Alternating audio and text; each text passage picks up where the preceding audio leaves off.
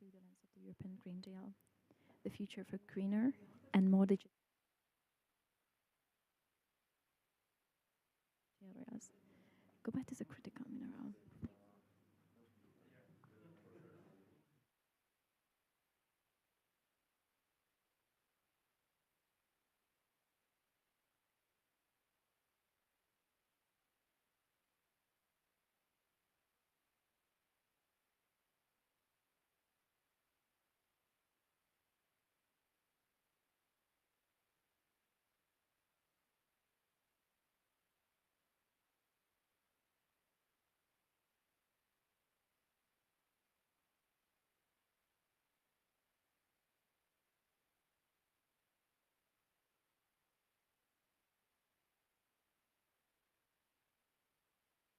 Free.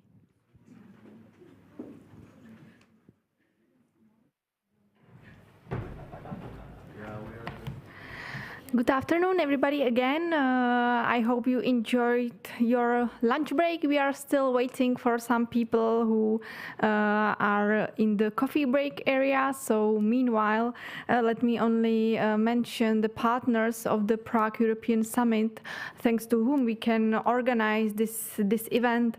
The organizers of the Prague European Summit are the two leading institutes that are dealing with European policies and also international relations.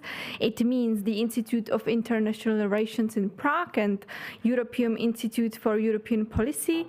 When it comes to institutional partners, I have to mention the Office of the Government of the Czech Republic, who is co-organizing the summit with the organizers, with the institutes.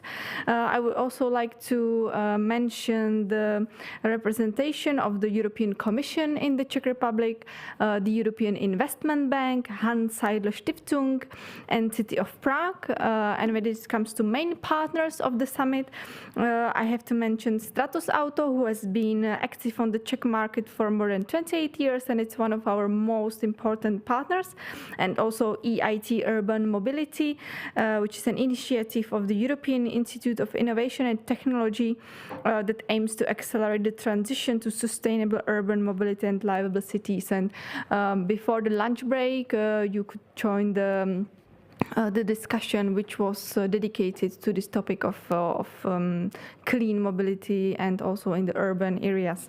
When it comes to media partners, the general media partner is the Czech television, the public service broadcaster, and among the main European media partners, I can mention the EU Observer, Radio Free Europe, and Hospodářské noviny. So these are the partners of the summit, and we are now starting another discussion of the second day of the Prague European Summit. Now we will focus on visions, on future, because we can welcome here participants of this year's Future European Leaders Forum. This forum is dedicated to young people who want to shape the Europe, who have ideas how to do specific policies, who are already in their young age focusing on specific areas and trying to implement their ideas. And we have the FELF, the Future European Leaders Forum, here to help them to create their ideas, to push them through and to make them really happen. This year's the participants were creating policy posters, some recommendations on specific agendas, and during this panel discussion we will have the opportunity to listen to them, to know their views, to know their ideas.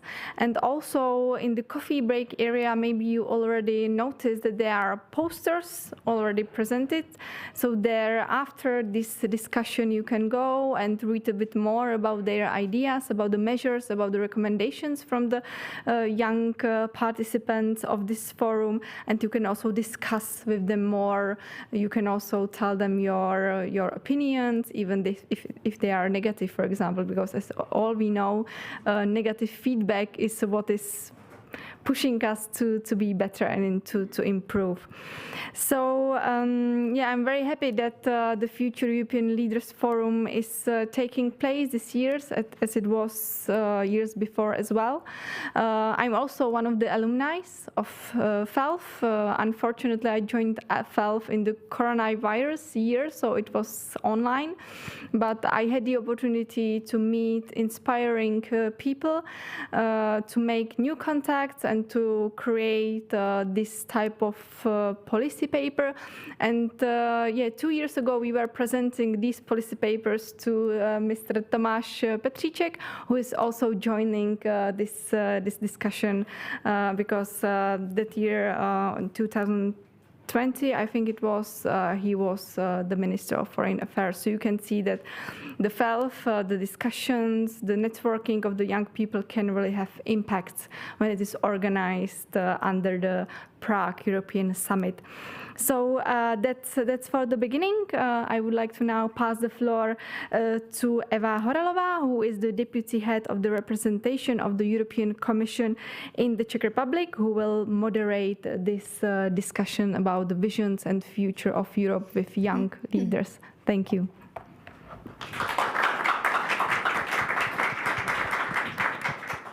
Good afternoon to everybody. Very happy to see you here actively, but also online in the virtual space.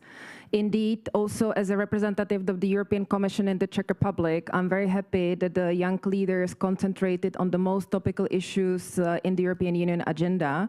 So also the policy priorities of the current European Commission under the leadership of Ursula von der Leyen, but also then in cooperation with the European parliamentarians and the member states working on the legislation and all these responses to the questions of today are in line with what you did focus over these 2 days of discussions and workshops. So without further delays, please let me give the floor to Janeta Greta Papp, who will be speaking about energy security. Thank you.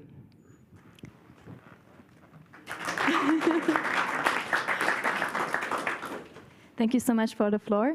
So as you heard, I'm Jeanette, and I'm a Hungarian FED participant based in Prague, actually. I will speak on behalf of the energy team, and I'm presenting our policy proposal on how to secure the global supply chain for the green transition. Why is it needed? That's the main question, maybe, that can pop up in your heads. The EU is pursuing a green transition through the lens of the European Green Deal. The future of a greener and more digital EU is based on new technologies and thus dependent on raw materials. Cobalt is a critical mineral. It's a key ingredient for batteries, without which the future of zero-emission transportation seems a mission impossible. Therefore, we believe that the EU-Cuba strategic partnership on raw materials is the key solution for our green energy diversification. We propose 4 steps. First of all, to seek a special cobalt-focused cooperation with Cuba.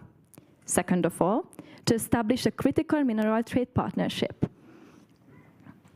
Thirdly, to involve Cuba in the already existing European platforms on raw materials. And last but not least, is to harmonize the EU legislation, because the current supply of recycled cobalt is not covering the current demand. The EU is largely dependent on the current cobalt supply chain dominated by the PRC with more than 70%. Although China is by far the largest refiner of cobalt, the next largest is Finland with 7% of the global supply. Due to geographical reasons, 72% of cobalt is sourced in Democratic Republic of Congo. The trade partnership between PRC and Congo almost entirely dominates the whole supply. The main problem is already existing. By 2030, the global demand for cobalt will rise significantly, causing even more severe shortages due to undersupply. Cuba holds the 3rd largest global reserves. Thanks to the country's current low exports and high reserves, Cuba could provide a reliable, diversified source for the EU's green transition, which could be actually further improved with secondary cobalt usage. In fact, by 2050, 67% of cobalt-based batteries in the EU could come from recycled sources. It means that it's time for the EU to not only react on the geopolitical turbulences, but also act proactively. The currently launched Critical Mineral Act has already stated this willingness to cooperate with third countries. The EU already has a pilot strategic partnership with Canada and also with Ukraine. These initiatives are necessary to strengthen the supply chain in the EU itself. Taking into account all these elements that I have stated, the European green energy security, and in particularly the strategic autonomy, is therefore based on green transformation and reliable supply chains. With a holistic approach, the cobalt market can be further improved. Cooperation with Cuba is essential to ensure a resilient cobalt supply chain for zero-emission mobility in the EU and therefore globally. As I pointed out before, under the Action Plan on Critical Raw Materials, Cuba has the potential to become the next strategic partner of the European Union on raw materials, especially in cobalt extraction and refining. I stated before that too, that due to the cobalt industry, the EU could reach its targets by 2050. Thank you for your attention, and I'm happy to answer your questions. Thank you so much.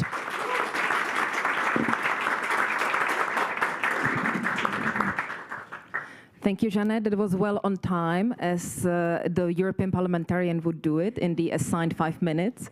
I will give the floor to Antonia Laura Papp, who will be speaking about economic resilience. Thank you. Hello, everyone. I hope you can all hear me. My name is Antonia Pup, and I am a history student from Romania. I am honored to be here to be part of FELV program and to proudly represent the economic resilience team. Our job was not easy, as you can imagine. So I first want to thank my team, Natalie, Peter, and Marwan, for their contribution and active support. Why I say our job was not easy? It is because resilience has rather become a buzzword everyone uses, even if it makes sense or not, than a horizontal issue, just because it is in fashion. How our team defines economic resilience, it is about being aware of our vulnerabilities, and overdependency is one vulnerability, while maintaining ourselves competitive. I don't think we should be caught in the trap of exclusive options between resilience and competitivity. So what we propose is a 3-step plan to overcome overdependencies, lead in tech, and protect our critical infrastructure.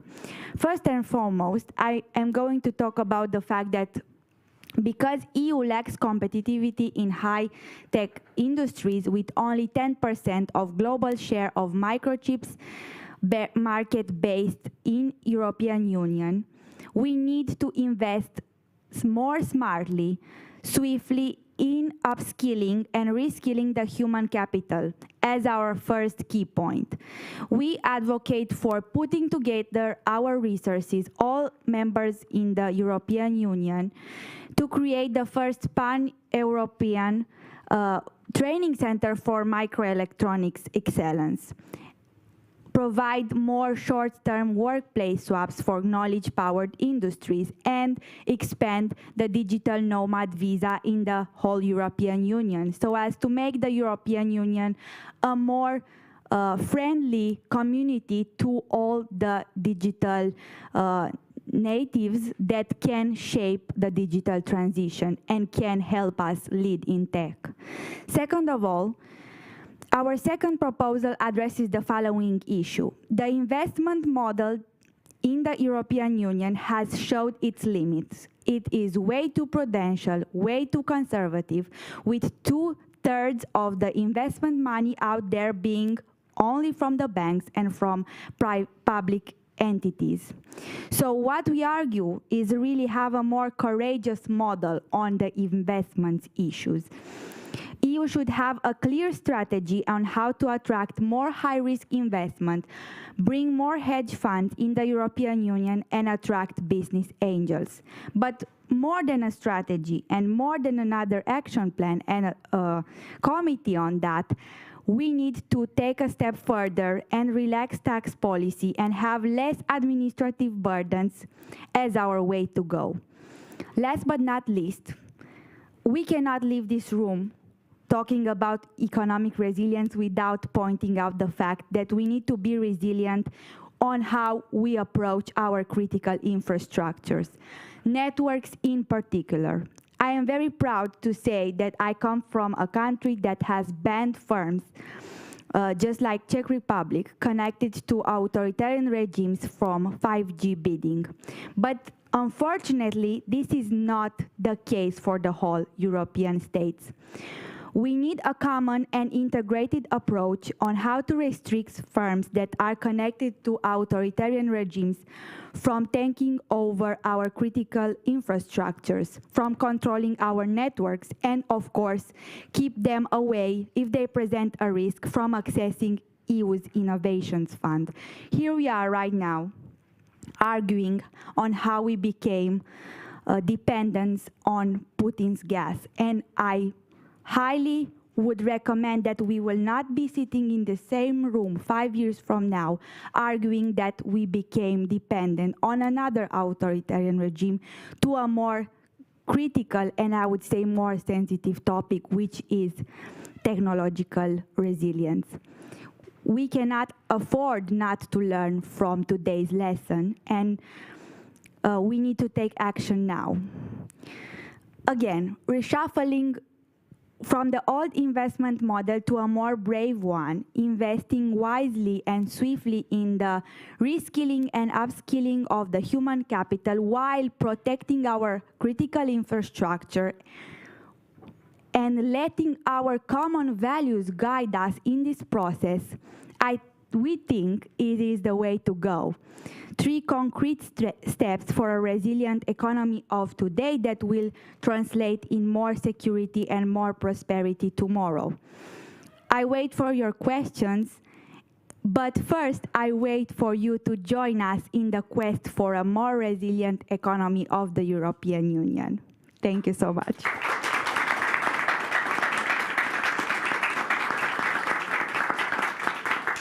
Thank you, Antonia. That was an excellent overview, and I can totally see you sitting in the office of the Vice President Dombrovskis, responsible for resilient economy, and briefing him and giving him all these advice, and also calling upon the people here and online for action. Thank you for that. The next speaker is Zuzana Hellerová, and it's another big topic of the twin transitions. Thank you very much for giving me the word. I'm Susanna. I come from the Czech Republic, and I'm very happy to be sitting here representing our working group on climate and digital transition, with our hearts leading us mostly in the direction of climate transition rather than digital. To start off, I would like to ask everybody to think of their breakfast. Then, also think of the toothpaste you used to brush your teeth this morning. I am wondering, do you know what is the carbon footprint of the food you ate and the toothpaste you used? Probably not. How could you, since this information is often not known to the producers themselves, and if so, then it is mostly hidden from consumers somewhere in large-scale industry reports. The transition towards a carbon-neutral economy is essential to tackle climate change effectively. Fast-moving consumer goods, such as the toothpaste mentioned earlier, or the food you had on your breakfast plate, play a crucial role in such a transition.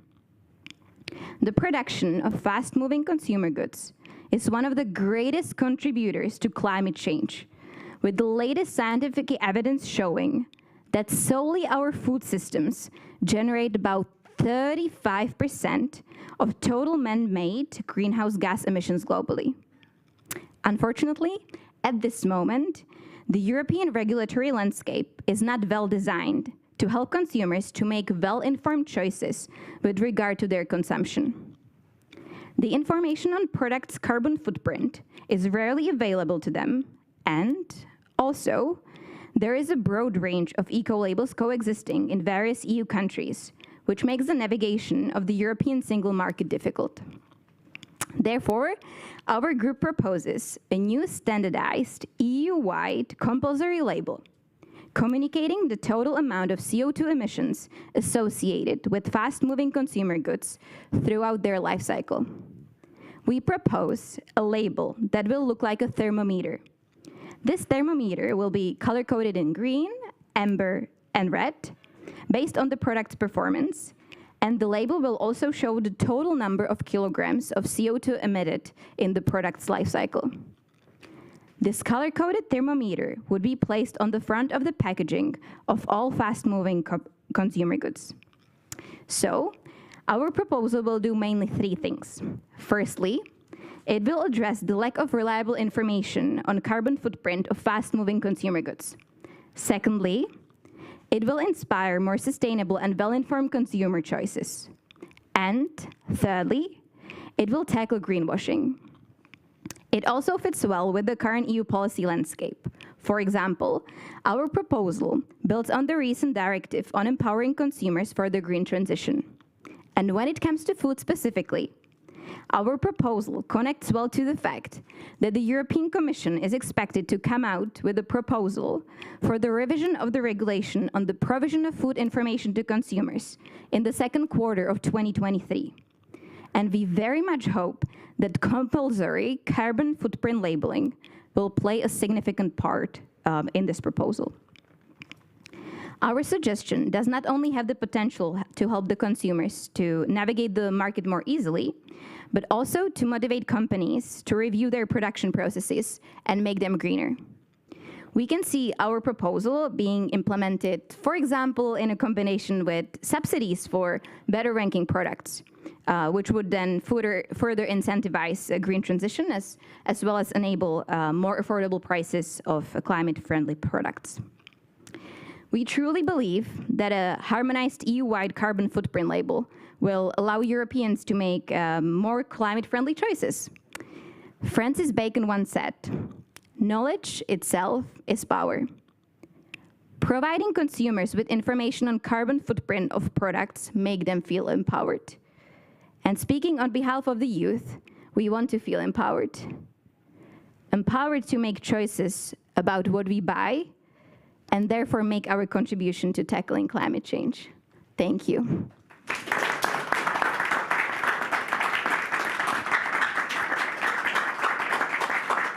Thank you very much, Zuzana, for these indeed empowering messages with that many suggestions. That very much appreciated. And maybe we need to find ways how to bring them also over to Egypt, to the negotiators of the COP27s. I think they would be inspired as well.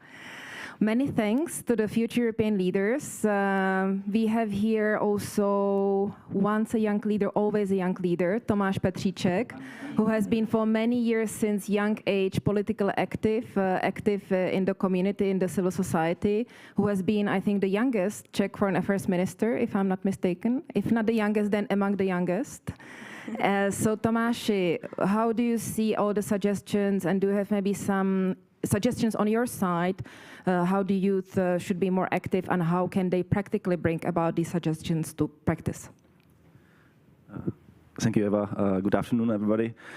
Frankly, it is eye blink that you turn from a prospective young leader to somebody who is coming for such an event only to maybe give some advices or experiences as an old leader. But first of all, I would like to really appreciate the presentations, the ideas you presented just now. It is great to have so much energy and clarity in what you are presenting, because I think clarity is what decision makers, policy makers expect. May I very briefly raise a couple of remarks, maybe to help you to improve your thinking in future? I think all three presentations, all three proposals are great. I like them a lot. What I a little bit missed in all three of them is explaining how you dealt with potential risks and weaknesses, because all proposals are not only great ideas. You have to always evaluate that there are some risks. There might be some particle concerns, for example, of industry, of society. But I think this is also great if you can explain to the audience how did you dealt with risk assessment or evaluation. In case, for example, of labeling, what kind of barriers it can create for small companies, for example, because it will bring some additional cost for them. In case of Cuba and cobalt, how did you evaluate it? How did you evaluate the political risks? Because Cuba is an authoritarian country again, whether EU should rely on another authoritarian regime, for example, with a risk of being affected by, for example, US extraterritorial sanctions in the future if something happened. And in case of economic resilience, how to, for example, avoid the risks that we will face a competition of big tech from the United States. I missed a little bit of this. You highlighted the technological competition with, for example, Chinese companies, but the fact that, for example, there are entry barriers to the market with innovative products, because some niches are free, but the market is largely dominated by well-established big tech companies, for example. So it would be great if you always focus on addressing explicitly the risks your proposals might face from different angles, because then you make the policymakers aware that there are some risks. This is not only UPO, and that you have considered this risk when designing a proposal. So I think this is one part. Second, you should also try maybe to narrow down. I think it was, especially in the case of economic resilience, that you try to tackle a lot of relevant issues at the same time. I think that sometimes the focusing on one particular issue and coming more to the details of it can be more useful than trying to navigate decision makers throughout many different areas. He's lost then sometimes. So try to keep the focus. And last but not least, I need to close down by just applauding on the way you presented all ideas here, because it was great, and I think that it's nice to see that the younger generation is much better than us in presentation. we were never taught that.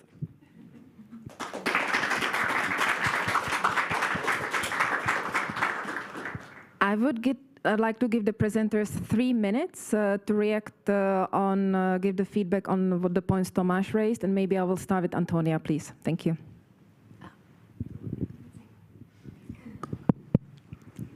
Thank you so much, Mr. Minister. I think you raised the football ball to my match, and because I actually wanted to make a point about this. Another very big risk we have connected to big tech that might not be seen right now is the fact that European Union, I think it is a very good nursery for unicorns just to see them go to United States and to Asia.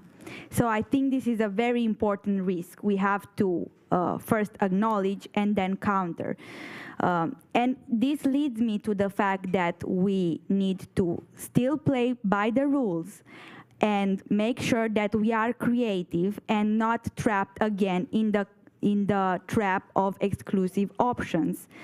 I think that having a good way of improving our investment model and our tax policies could possibly make us more competitive when it comes to our relationship with the United States. And hearing what you said, I was thinking about another political risk, and I think it is related to 5G, because also we are in a great power competition right now, let's face it. I think what we lack right now, dealing with economic resilience, with energy security, and also with the digital and green transition, they are all very technical issues. The regular citizen, I feel, does not really get to them. And because they are very technical issues and they tend to be seen as rather only Brussels problems, I think we should put more emphasis on giving a political face to the digital and green transition and to the recovery and resilience of our economies. And this can be done only by political accountability. And I cannot finish this remark by returning to the saying of Václav Havel that was proposing, I think, the best policy proposal for the European Union. And I think it is very relevant today in the context of drawing the line after the conference on the future of Europe. I think we need a constitutional approach to European Union, a 10-point manifest that will lead to the digital and green transition, that will very much say what are our values, and that our values will also help us to choose our partners when it comes to more specific issues such as 5G. Thank you so much for this, and I would really hope that we will make these proposals into practice. But again, returning to the fundamentals, returning to Václav Havel is very important for me, I think, because it is also about the citizen, the regular citizen that is expanding the bubble.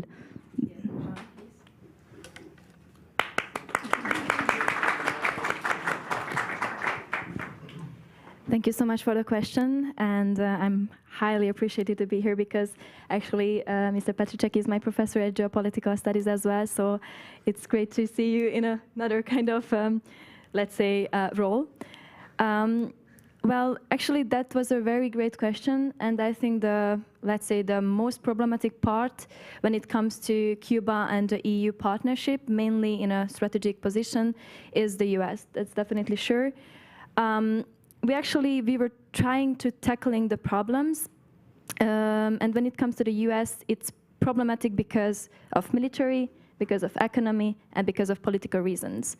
From a military perspective, we are actually in a collective defense system with the US that's undoubtedly, and we cannot criticize that.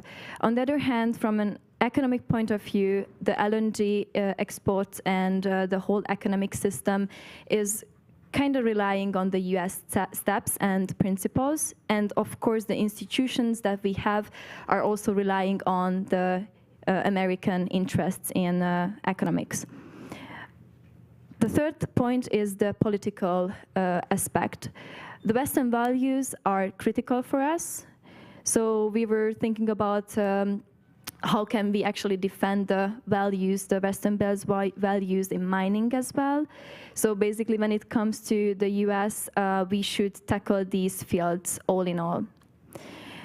But on the other hand, even though the US is our strategic and prior trade partner, we should think about another thing, another reason that is nowadays pretty relevant, is the strategical autonomy. The strategic autonomy is the #1 priority next to the Green Deal in the European Union. And when it comes to the EU, we should not neglect the fact that the EU is not just a geopolitical power, but a geo-economical power as well, which means that we have our field to leverage in economic terms. So even though we would like to keep the closest ally to us as much as we can, we would like to diversify our economic partners, let's say, and our strategic principles. On the other hand, what actually I wanted to raise in my presentation as well, the #1 priority when it comes to Cuba is to implement these mining kind of trade-offs in euro. The currency, the fixed currency, is pretty important in this case, so we can actually somehow can rid of the, let's say, American influence a bit, but not really piss the US on the other hand. So what I wanted to, and I'm getting back to serious points, but like what I wanted to really point it out is that we have our chance to leverage. And the diversification is not about getting out of the transatlantic transatlantic community, but it's more about to being aware of that it's not just something that we should keep, but what we need to a bit diversify. And there are a lot of new players. Cuba actually, in the EU just a few days ago, not in the EU, but in the UN, actually the states except Israel rejected the boycott in Cuba that was actually imposed by the US. So that was a first step, and I'm willing to see how many steps are just in front of us that we can take. So I think like the partnership with Cuba is just an open door, and the EU can just walk through it, either with the US, because that's also strategic importance to the US to keep us in the alliance. So basically, that's just a matter of time, and this is the reason why we are willing to cooperate with Cuba, and I think that's beneficial for all of us in the world. Thank you so much.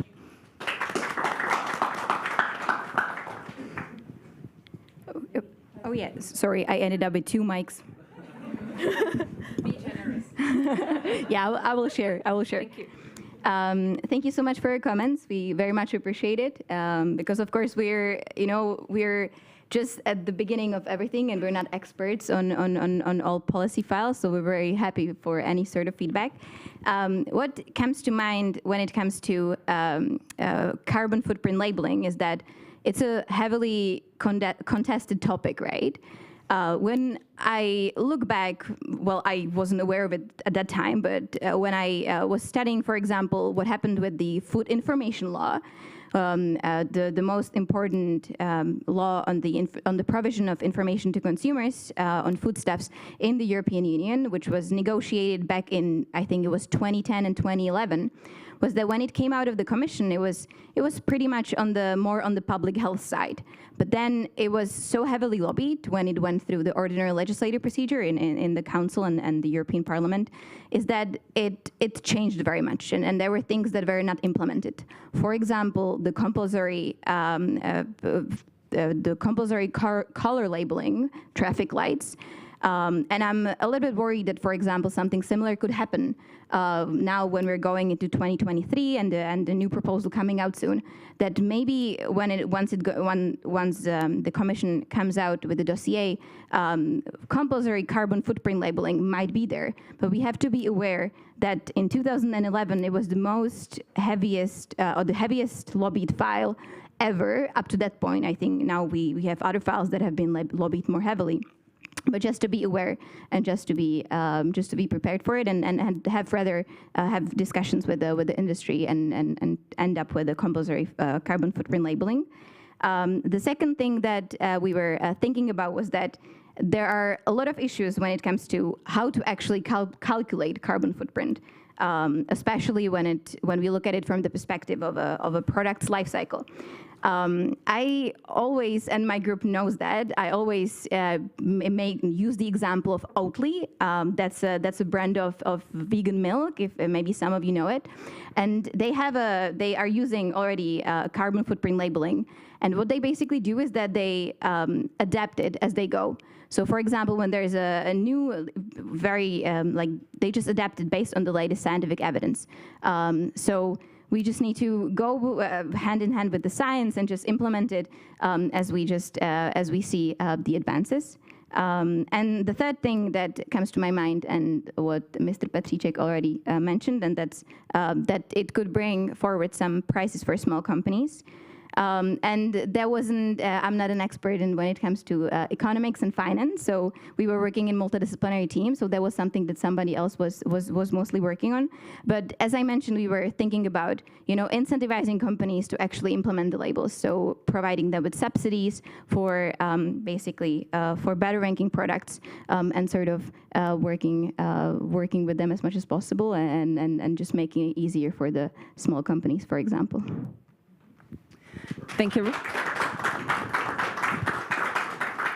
Thank you very much to you as rapporteurs, but also to your teams, the multidisciplinary teams with whom you had been working.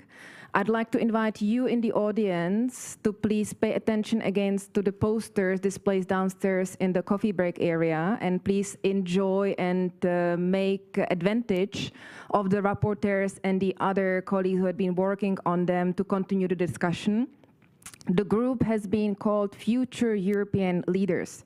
But ladies, you and your colleagues, you are all the leaders, but I hope you are future decision makers and experts. And all the best, good luck with that. Thank you.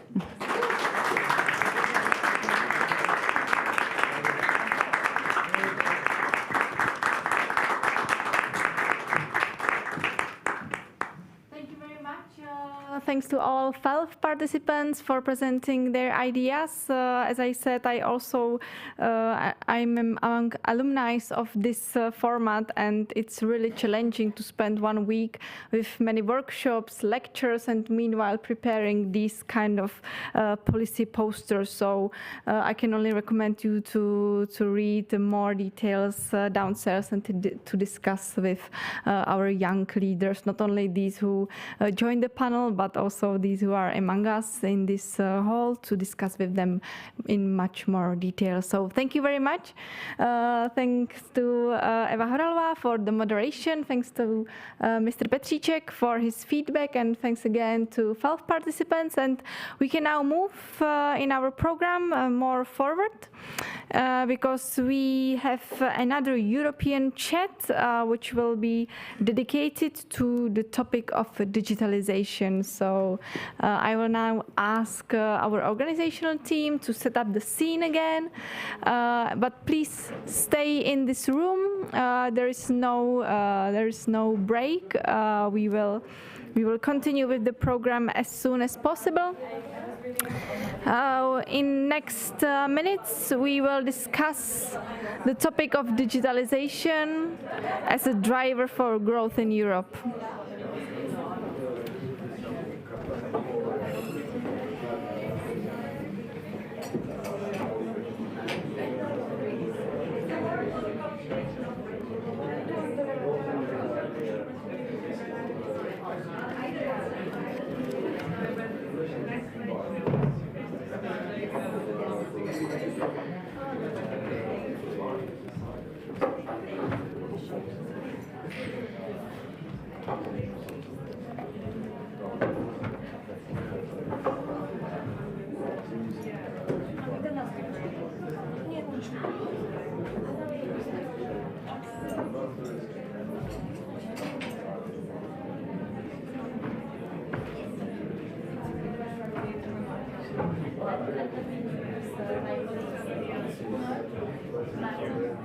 And also alumni, and see you next week. I'm going to be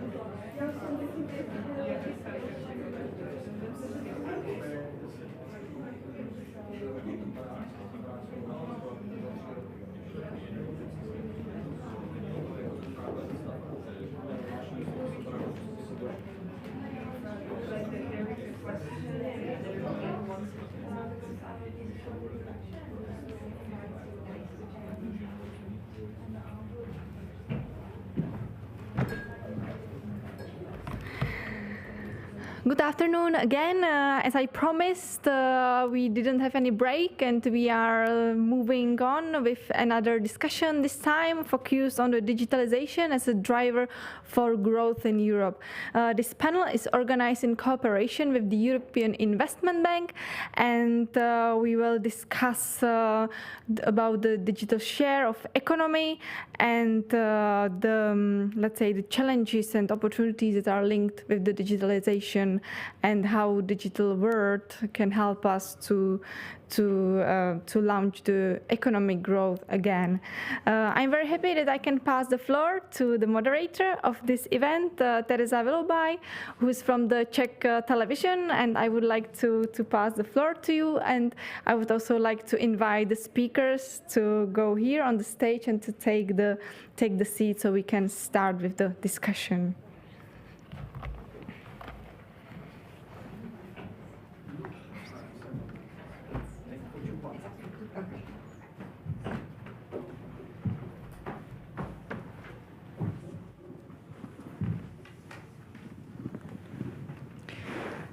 So, ladies and gentlemen, welcome to the European Chat. Thank you for joining us here. And first of all, let's give a warm welcome to our guests. Please welcome Mrs. Desiree Ruckert, an economist from the European Investment Bank, and Mr. Mikuláš Peksa from the European Pirate Party. He's a member of the European Parliament. Thanks a lot for being here with us. Let's do it the way that first we will debate the important topics together, and then there will be a lot of time for the Q&A with the audience. Please, to ask speakers questions, go to www.slido and enter the event code to join the conversation.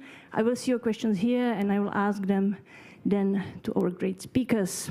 The whole chat will be 40 minutes, but I guess you know all of that.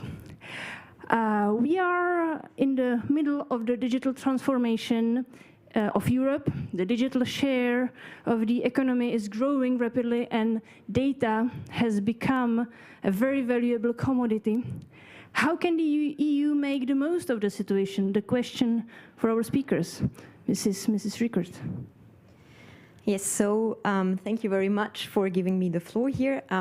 So I think most of my responses I will base on a survey that the European Investment Bank is running every year with 13,000 firms in the EU as well as in the US. So we cover all European member states as well as firms in the US, which gives us a good comparison. And I think what we see in this survey, where we capture as well whether firms do use advanced digital technologies and how they reacted to the COVID pandemic, is showing that digitalization is extremely important for firms. If you compare productivity performances of firms that do use these very advanced technologies compared to firms that do not, you see productivity gaps that are quite substantial.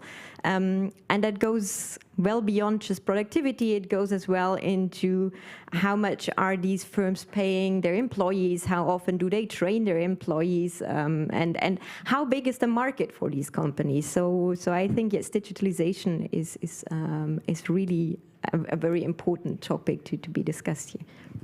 Do you have something to add, Mr. Peksa? I guess there's plenty. Just for the beginning. Does it work? I hope so. Okay. Yeah, I hope so. I mean, like, definitely this is a very important topic. Where to continue? I mean, like, our world has changed in the way that the digital has become probably the most important, let's say, sector of the production. It affects horizontally all the others, and the data and the way how the processes are being organized by means of digital tools have become crucial for competitiveness in all the respective fields. Under such circumstances, it is absolutely crucial to have a common European digital market, because, I mean, the way how IT sector works is very much dependent of capacity to, let's say, reuse the same the tools, to share the data, to use them, to process them. I mean, where do we see a huge, let's say, lacking of Europe as it is right now? It's exactly because of we have not been able to really have fully common European digital market, in the sense that it would be possible to share and to cooperate across Europe without any useless boundaries. So we have a lot of cases of geo-blocking. We have a lacking interoperability. We do lack a common identity to use the IT systems. Those are all the issues which creates a very fragmented market. And I mean, like, for digital companies, the opportunity to scale up, to grow, it's very important. I mean, like, that's what makes the difference. And then the other big players, I mean, like the US and the China, they are really like overrunning this. So I mean, this regulatory cooperation is something I see as the most vital in order to achieve prosperity in the 21st century. Mrs. Ruckert, I read an article you wrote like 2 years ago with your colleagues when you were saying that the EU lag behind the US in the development of technologies, including digitalization. Are we catching up now? So yes, so what we did is we looked at patent data, right? So that is a proxy for like where is innovation and right now, in which fields are we innovating, and we can compare different regions, right? And so if you look at the speed of digital patents, there has been massive growth. So you see that this is getting more and more important, and there Europe is lagging definitely. So if you look into the shares of patents that go into the direction of digital, then yes, the US as well as China are well ahead of the EU. And just last year, I mean, these are the big players, right? And last year we were teaming up with the European Patent Office, where we looked into small companies and medium-sized companies that hold patents in digitalization. And we compared those in the EU and in the US. And there again, we see that not only do we have fewer of these small companies that patent in these advanced digital technologies, but very often the very successful ones tell us that their future market they see in the US. And I think that is very worrisome. And I think that's what you have been highlighting as well already. So what is, I think, from European perspective, maybe a more positive view is if you look at the intersection of digital and green, or if you look at the intersection of digitalization and automotive, there Europe is still a very, very strong, in a very strong position. And I think we need to take very much care of that it stays that way. So what can we do? How can the EU achieve the leading position in the digital market? Mr. Pixa. I would maybe at this point a little bit comment on what my colleague spoke about. I mean, I'm not really sure whether patents are actually a good measure for innovations, because patents itself are actually hindering the innovations and preventing the other people from using them. So should we be trying to to boost our capacity to innovate, I would probably, or I would preferably go for allowing sharing or reusing the existing solutions in order to develop it and further progress. I mean, the existing landscape of very fragmented patent covered field is actually the thing that is currently hindering us. I mean, like it's maybe not only about patents; it's also very much about licenses and other products of that type. But should we be really willing to expand faster, I think we should definitely get rid of those obstacles. And I mean, like on the European level for sure, because that's what prevents us from moving farther on in Europe, but generally also in the global scale, because that prevents Europe from expanding overseas. What do you think about that?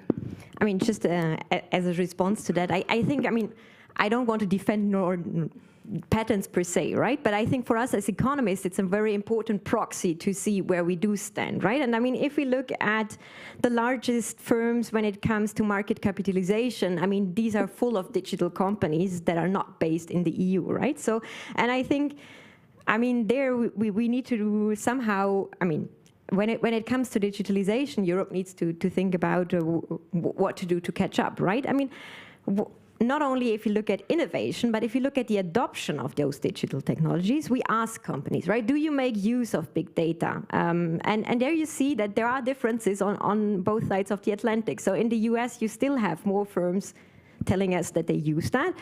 If it comes to digitalization overall, Europe seems to be catching up. So when we first asked this question 4 years ago, the difference between the EU and the US was more than 10 percentage points, and this is really narrowing over time. So it seems that European firms do see the potential, and I think the pandemic probably played a huge role in this, that these advanced technologies do help them. And I think what still is lagging is particular that small firms do face obstacles there. And I think there Europe really needs to pay attention to make sure that we don't lose those small firms in certain regions. It's even worse than in others. So I think there a lot of focus need to be put on. You're making a very interesting point, because there is also the thing that the different parts of the EU have a different level of the adoption of technologies, of digitalization. Do you see that as a big problem? So yes, again, if I can just use survey examples, right? And then we see that there is huge variety in European countries, whether firms do use certain technologies, but it's not always as you would expect it. So, I mean, for sure you have Finnish and Swedish firms much ahead, but then you see as well that there are some Central and Eastern European countries that are doing quite well in this respect, whereas some Western countries such as France are not doing as great. So there's a huge variety, but you'd for sure see as well regional variation, and typically firms in advanced regions are as well advanced in digitalization, and the firms in less developed regions are lagging behind, and that's of course a worry, because yes, you need to help them to get out of this position, and particularly small firms. So there's a huge gap in this adoption between large corporates and the very small ones. How can the emergence of a new multi-speed EU be avoided, let's say, Mr. Peksa? Well, mainly, I would say through two approaches. First of all, we need a clear regulatory framework in order to prevent this multi-speed Europe to be created, which definitely requires the European Union, namely the European Commission, and also all the other institutions that are responsible for creating the regulatory framework. That means the Parliament and the Council of the Member States, to really work on and to deliver on the solutions before we face the situation that the member state will take their initiative and will resolve it on their own. I mean, like in many fields, we have observed that the member states implemented some solutions independently of each other, and then we have realized, okay, we have quite fragmented landscape, and we should have thought about it before. That's one part of the story. What I think is also done, but could be done better, would be the investment part. I mean, like European Union shall really have better investment politics. Now I'm a little bit talking about the European investment banks. Of course, there are always like demands to, let's say, increase spending on digital, increase the spending on the green transition. Well, then, if you look into the way how the European money are actually being spent, this is quite often like lagging behind the goals. I mean, like I have not in my hand just numbers for digitization, but should I talk about like greening of the economy? I think in the previous multi-annual financial framework there was 20% requested. Nominally, the European Commission claims 21% was reached. However, in practice, the European Court of Auditors says, "Oh, it's just 13." Yeah, and that's the greening. I guess the digital will be very, very same. So we really need to make sure that the money we do dedicate for the investments into the digital field or any other field are really properly spent. Do you have something to add? I think, yeah, one point I think that is of really high importance there is if you look at the digital infrastructure in place, this does play a huge role, right? I mean, we observed that internet speeds are not comparable all over Europe. So you have some regions that have excellent access to internet, whereas others don't. And I think that's a very first step, right? To make sure that companies that settle down in regions that they have access to the best infrastructure. So, I mean, we can show that in the data, right? The better the internet speed, the more likely it is that firms actually do become more digital. And I'm pretty sure the same would hold true for looking at households, right? I mean, I think that's a point that really needs to be made. So digital infrastructure, I guess, is crucial in getting Europe on speed.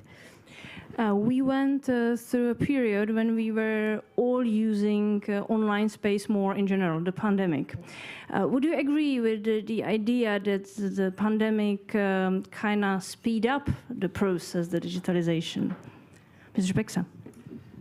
Yes, very much true. I mean, like before the pandemic, I think a lot of people were not even able to imagine that some processes could be run digitally. I mean, like I always love to remind the case of Pirate Party because we have been digitized since the very beginning. We have had all our decision-making processes organized online. So when the COVID started, it was quite easy to do the General Assembly to elect people in the board and so on. I just compared with the local Communist Party in Czechia, who faced the situation that they are supposed to replace their board with someone else, but they were not even able to organize a General Assembly because they had absolutely no online tools to do this stuff. So the party, according to my information, was blocked for like half a year because they were simply not able to process what was needed. These are political parties, but also companies. Well, the European Parliament itself had to learn how to do online voting and how to ensure that it works. So I think it helped a lot, and the pandemic actually fastened all the processes in all the fields. I would say even by 20 years compared to what we would encounter without the pandemic. And now all the stuff like home offices, everything has become so normal, so common that I think we in Czech say that everything bad is also for some things good. So this was the case. But we are happy that we can see each other face to face right now. Did something really innovative come from that period, or we just somehow learn how to use the things we already knew?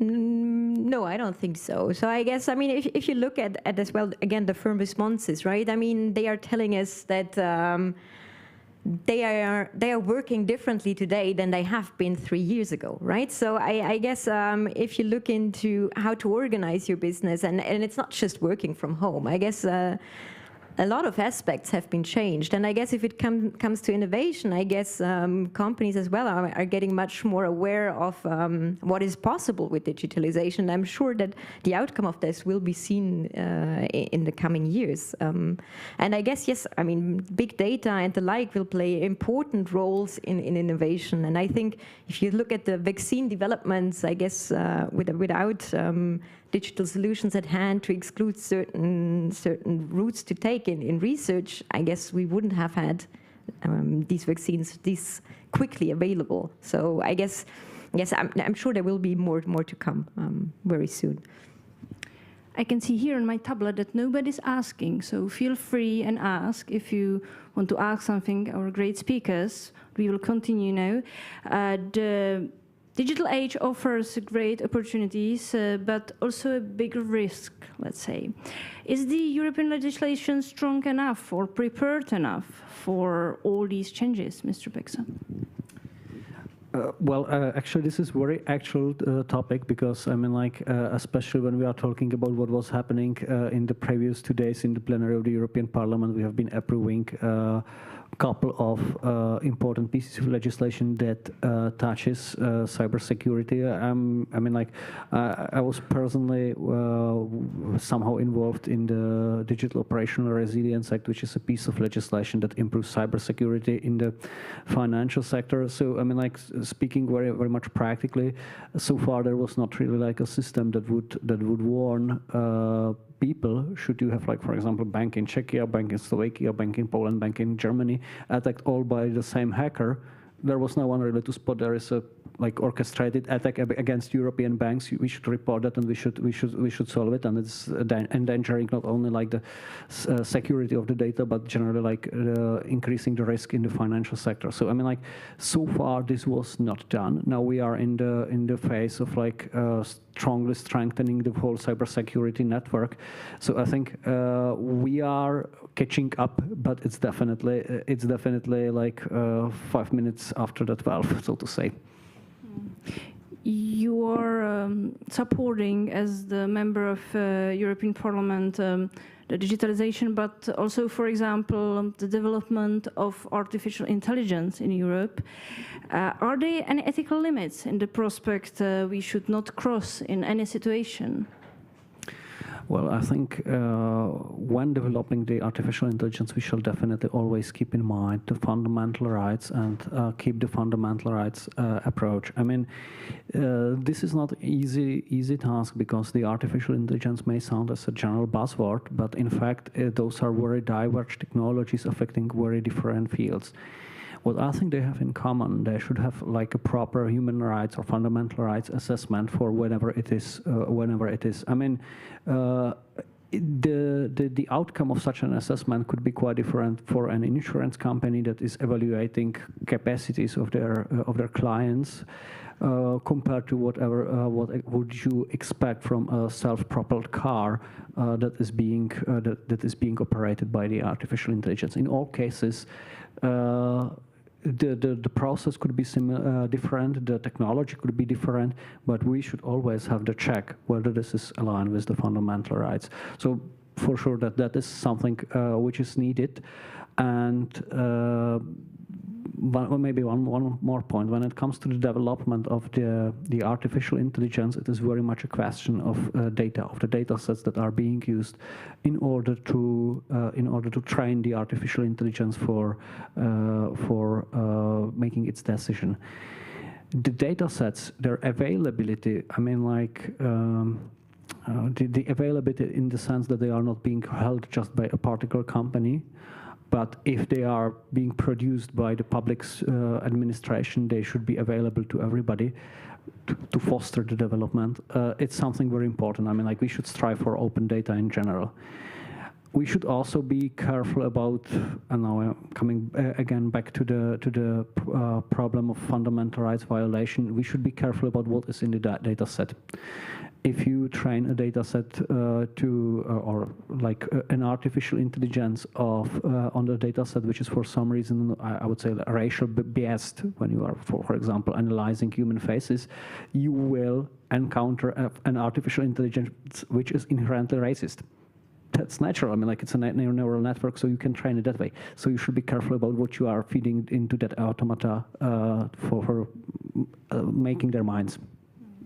What is your point of view? No, I don't think I can add much to that. I think, yes, I think, I mean, these technologies are developed. So, I mean, Europe needs to, as you say, I mean, if there is enough data as well available where companies in Europe can train their data sets on, I guess it's highly important. I mean, I think what would be worrisome is if these data sets, these big ones, are just in the hand of a few global players, and then Europe is excluded from that, right? I mean, we do observe that, I mean, if you look at those companies that are most productive, that are fully digital, and then you would ask them, like, do you expect more competition, yes or no? I mean, those are telling us no, right? And I think that is a bit worrisome. So I guess what needs to be made sure is that that European firms do have access to these data sets as well, and make sure that they can train their algorithms on this as well. So yeah, I don't think I can add much. In recent years, the large online platforms that dominate the market took the role of, let's say, online gatekeepers. At the same time, the business models are built around obtaining data from their users. Do they give users adequate control over their data? Mr. Pixon. Well, this was a question that was raised in the last years, and the result of this questioning is the so-called Digital Market Act. Because the Digital Market Act is exactly the piece of legislation that is supposed to regulate those gatekeepers, those owners of huge chunks of data that effectively control the market. Whether it was successful or not, I would say, yes, we have Digital Market Act. It could be better, for sure. And I believe we will need to reiterate the discussion in some years again, because those gatekeepers are really like important players in the field, and we need to strike a balance. And I mean, like this is something absolutely new, absolutely like crucial, and probably comparable when to the situation when, for example, like the TV was introduced, and people have started talking, well, maybe there should be some supervisory board over the public broadcasting. So this is a very similar thing what we have done in the Digital Market Act. It was approved in the trialogue, if I'm not mistaken, in like 2 months ago, something like that, and it shall go into effect during the next year. Are interventions made with an understanding the specific situation of, or are they too general?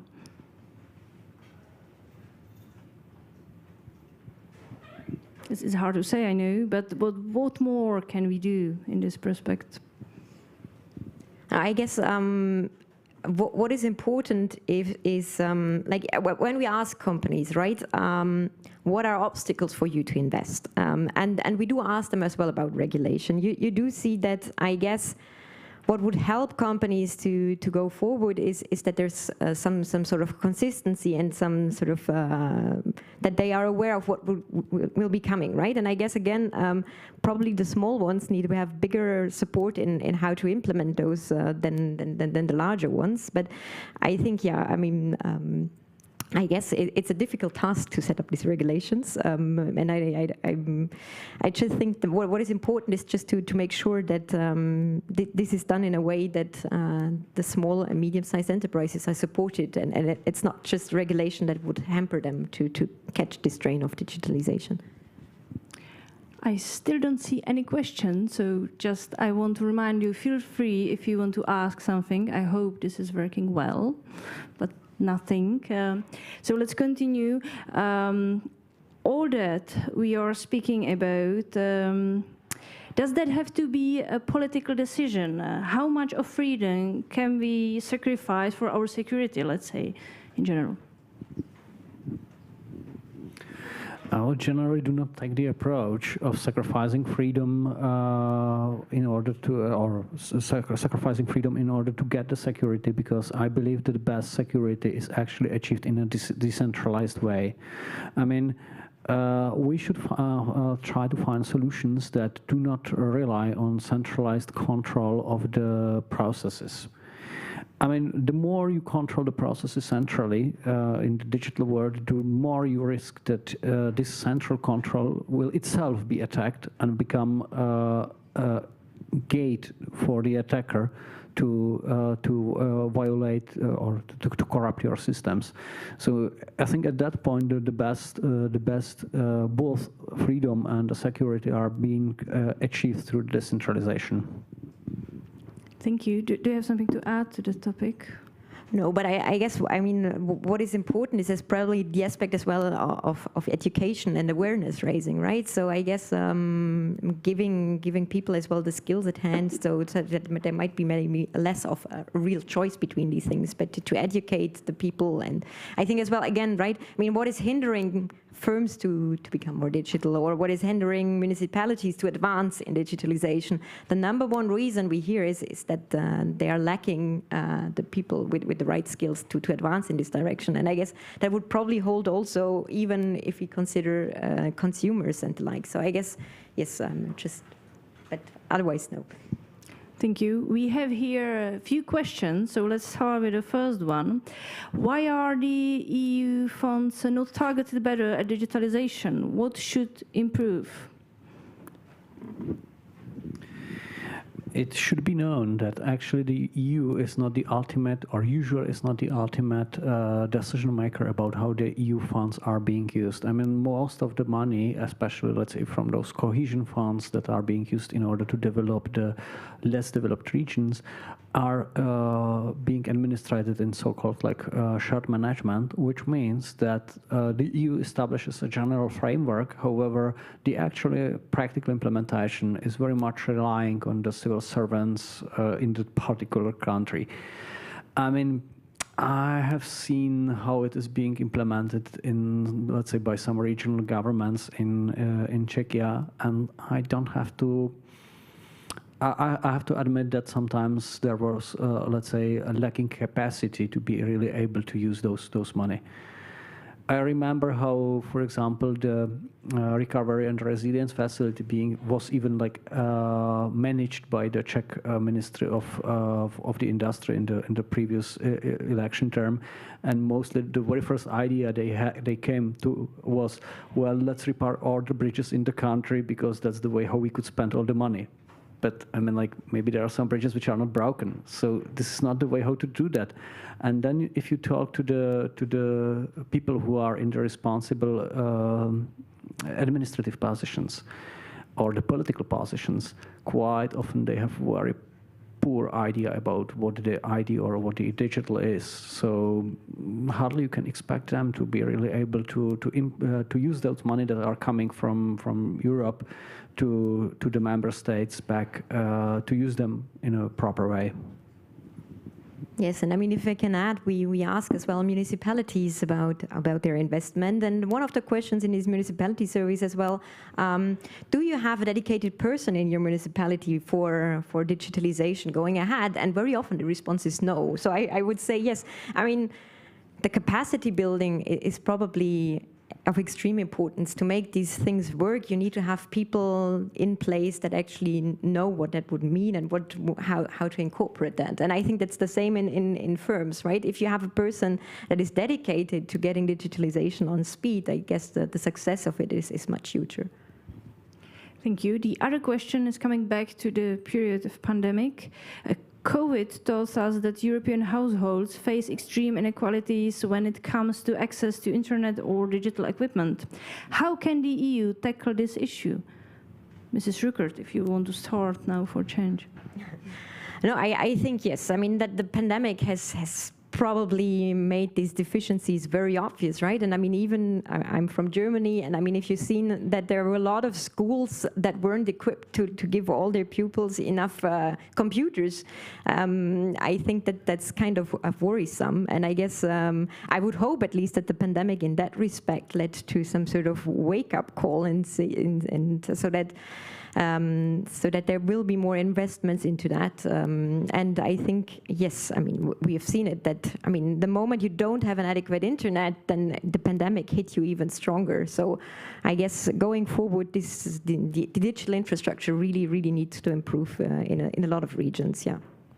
Mr. Peksa? If I may elaborate on that, that's very much true, because one cannot expect the European Union to really provide an internet connection to every single citizen, because just if you look on the budget of the European Union, it's just something like 1% of the GDP of the European Union, which means it's quite small. So the solution cannot be like, we built the infrastructure for you, but the solution could be more like of a consultative approach. I mean, like, I know when we are talking about how the schools are being digitized, I know there is a small team currently working here in the Ministry of Industry, who are basically doing that thing that they are analyzing each of the schools here and providing them with the recommendation, well, this is the cheapest way how you can cover your school with the internet. You need this and that type of connection because we calculated the bandwidth you need to achieve that, and this type of expertise, which is absolutely like crucial for those schools to really like be able to provide or to deliver. And same time, I mean, like, you cannot really like expect the director of normal like school to be an IT expert and to be capable to really like ensure all this technical decisions on his own. So that's something that the EU could provide as well. Thank you. I guess we have time for one more question because we started late. So how do you see the challenge of adaptation education curriculums to the fast pace of digitalization? Mrs. Rickert. Yeah, I mean, skills in general, I think digital skills is one thing, but I guess I think things like lifelong learning and making sure that that employees that are already a bit older as well are taken up on board. I think that's a huge effort, and it cannot just be, I guess, schools that now need to shift the program, but I think as well, if you think about firms, they need to invest in the training of their current employees and make sure that that they are kept on board and that they will because they will still need them. So I don't think it's just a matter of changing the curriculum of school kids right now, but as well to make sure that there is some lifelong learning efforts and corporates, I think, need to pay part of it as well. Yeah, I mean, this is probably another good question for a member of the European Parliament, because the education is usually being run on the level of the member states, or in some countries like Germany, even on the level of like the Bundesländer. So it's very much to let's say provide like recommendations. Should I provide general recommendation? I would say we need to focus on the education much more. I mean, quite often you find there as you said, like older people who are really not easily tackling the challenges, but then the question arises: okay, where are the younger? And you realize that quite often the career in the education is not something for what the younger people decide. So I would say we should generally make this profession, I mean the teachers, to be more attractive, better paid, and more interesting for younger people to join and to work there, and not just run from the educational system to some private sector where they pay more. It's a very important point in the end. Thank you very much, both of you. Thank you very much to all of you for being here, asking questions. Thank you, our great speakers, having time for us, and enjoy your day. Thank you. Thank you.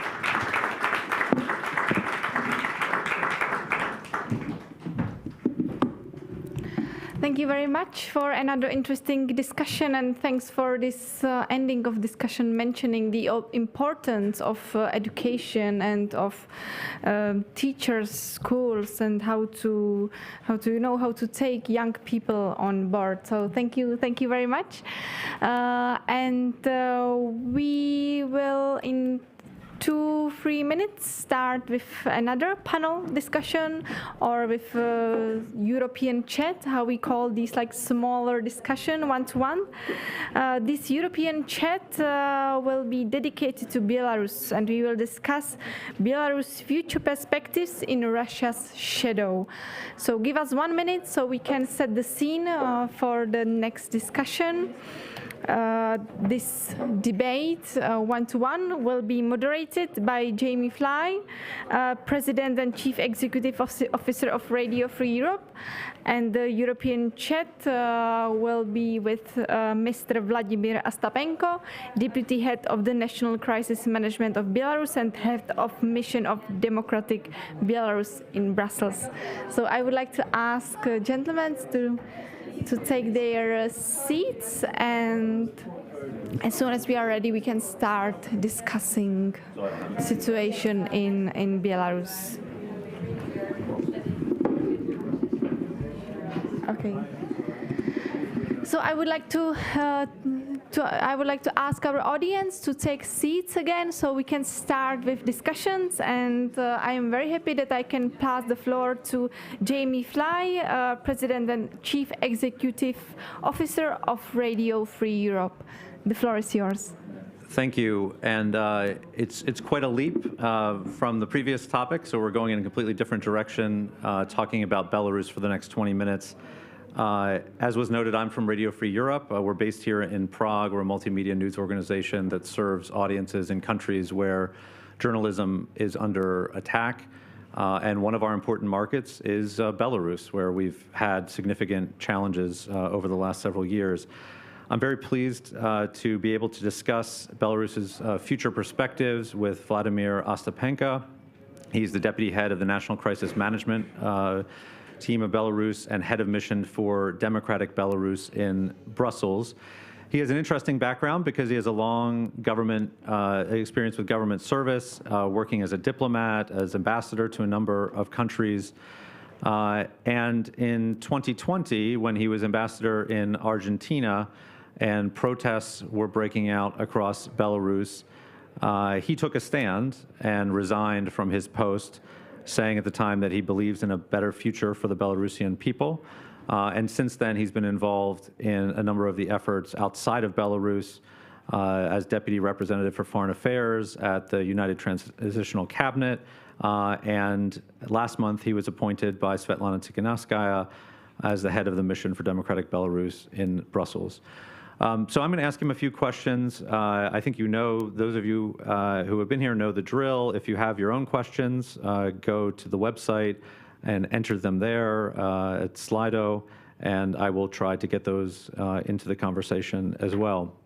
So Vladimir, I maybe just wanted to start with that moment 2 years ago when you made the decision to resign from government service. And can you just say a little bit about what your calculations were, why you decided that that was the moment to take a stand, and then also maybe reflect on why more Belarusian government officials have not done the same in the years that have followed? Well, thank you for the question. Good afternoon to everybody. It could be a very long story, but I'll try to keep it short. We have a very specific situation in Belarus. Basically, since the beginning of the independence period, we've got very interesting first few years of building the independent country.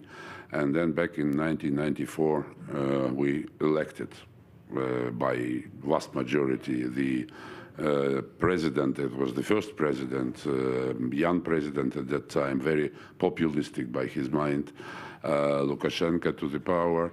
And since then, for now 24 years, we've been witnessing very many strange, different things which happened to the country, unfortunately.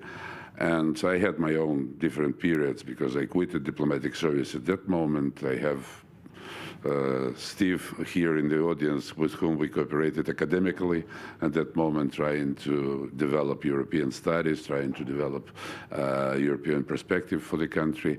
Then at a certain moment I was invited back to the service when we had sort of improvement of the relations of Belarus with the European Union, and the expectation at that time was that we will be able to build something real democratic on this path. And well, with all this understanding, I was serving either diplomatically or academically to the country, to the people. But when we come back to August 2020, it was clear to everybody in the country, and I believe to everybody in the world, that the voice of the Belarusians was really stolen at this election, that they massively voted against Lukashenko. And there was a protest voting in favor of Svetlana Tikhanovskaya, and immediately after that, rigged elections. Hundreds of thousands of Belarusians went out to the streets and were brutally repressed with all kinds of tortures, extrajudicial killings, massive and systematic human rights violations. And it was, for me, at least at that moment, it was difficult to stay in the post pretending to represent a person who basically lied to its own people, who basically lied to the whole world, who pretended falsely that he is still the man to run the country. And, well, basically, I was not calculating that. I just presented my resignation by guided by the values and the emotions, maybe. There were other colleagues from the diplomatic service, starting from the ambassador in Slovakia, who spoke out against the violence and was dismissed immediately. There was another ambassador from Latvia who calculated the votes during the elections procedures correctly, not in favor of Lukashenko, and he was dismissed immediately. I was not waiting for my dismissal, so I presented this resignation. I never heard anything formal back from the capital. The only order that I got was to call me back to the ministry without any reasons and without anything specific. But, well, we know how it happens to all those who spoke against Lukashenko. Most of the leaders of our protest movement, well, we could say revolution, but revolution is still going on, are now either in jail for serving 10, 15, 20 years or forced in exile. You were talking about that period a little bit more than 2 years ago that was very optimistic. People were hopeful. There were protests on the streets. We at Radio Free Europe were covering those protests from inside Belarus. But now we have a very different situation. You've had Russian troops that have gone into Ukraine from Belarusian territory. You've had strikes on Ukraine from Belarusian territory, and reportedly attempts by the Kremlin to try to get Belarus to join the war. And we already have a question online about this. So how has Ukraine and the war in Ukraine changed the situation? Obviously, there's not that momentum right now. And what are your reflections on the impact the war has had on Belarus and on those of you fighting for Belarusian freedom from outside? Oh, definitely. The war in Ukraine changed everything in our vision and our understanding and our perspectives, because the first reaction to the beginning of the war was the declaration of Svetlana Tikhanovskaya and other democratic leaders abroad, definitely, to set up a cabinet or a structure that would stand for the independence and sovereignty of Belarus, because, well, judging from our perspective, we see that the sovereignty of the country is under great, great threat. It was under certain threat earlier. There were some different moves and different actions that could be estimated like that. But I mean, with the beginning of the war, and we know that Lukashenko, regime of Lukashenko, was a complicit in this war, crime of aggression against Ukraine, providing all his infrastructure, providing all his facilities to help the Russian aggression from the territory of Belarus. And as you may know, this is the shortest route to Kiev, and that route was actually used at the beginning of this campaign by the Russian aggressors. So we took a decision to set up a structure that would stand for the independence and sovereignty of Belarus, and we still believe that the threat is there, and the threat is not diminishing. The threat is not evaporating, because Lukashenko is selling out his sovereign rights in different spheres. Definitely has no sovereign rights in the political and military sphere, because judging by our information, and we have this from different sources, Russian troops moved to the territory of Belarus in January under the pretext of the military exercises. Then they occupied different airfields, bases, routes, and then they took any decisions they wanted without any reference to local authorities or to national legislation or to our constitution that basically prohibits any aggressive acts from the territory of Belarus. And here we need to really draw a line between the regime of Lukashenko, which we believe is illegitimate, has no right to represent the people in the international arena, and the people of Belarus, because vast majority of the people, like more than 90%, are against this war, are against the involvement of Belarus in those operations. And Lukashenko knows that, and Russia knows that. And, well, Ukrainians know that, but still the actions, unfortunately, being implemented from the territory of Belarus put our country even into a bigger danger of, I don't know what, response strikes or real involvement of the troops. This perspective we cannot exclude for the moment. We have a question online that actually asks, do you believe that Belarus is still an independent sovereign country? And I would add, is it just an extension of the Kremlin at this point? How far do you think Lukashenko has gone in giving up sovereignty? Well, it's a question for the big debate. Of course, formally, it's a sovereign country, and it has its place in the United Nations, and still the representatives of Lukashenko are voting against with Russia and some other few countries for the anti-Ukrainian resolutions, etc.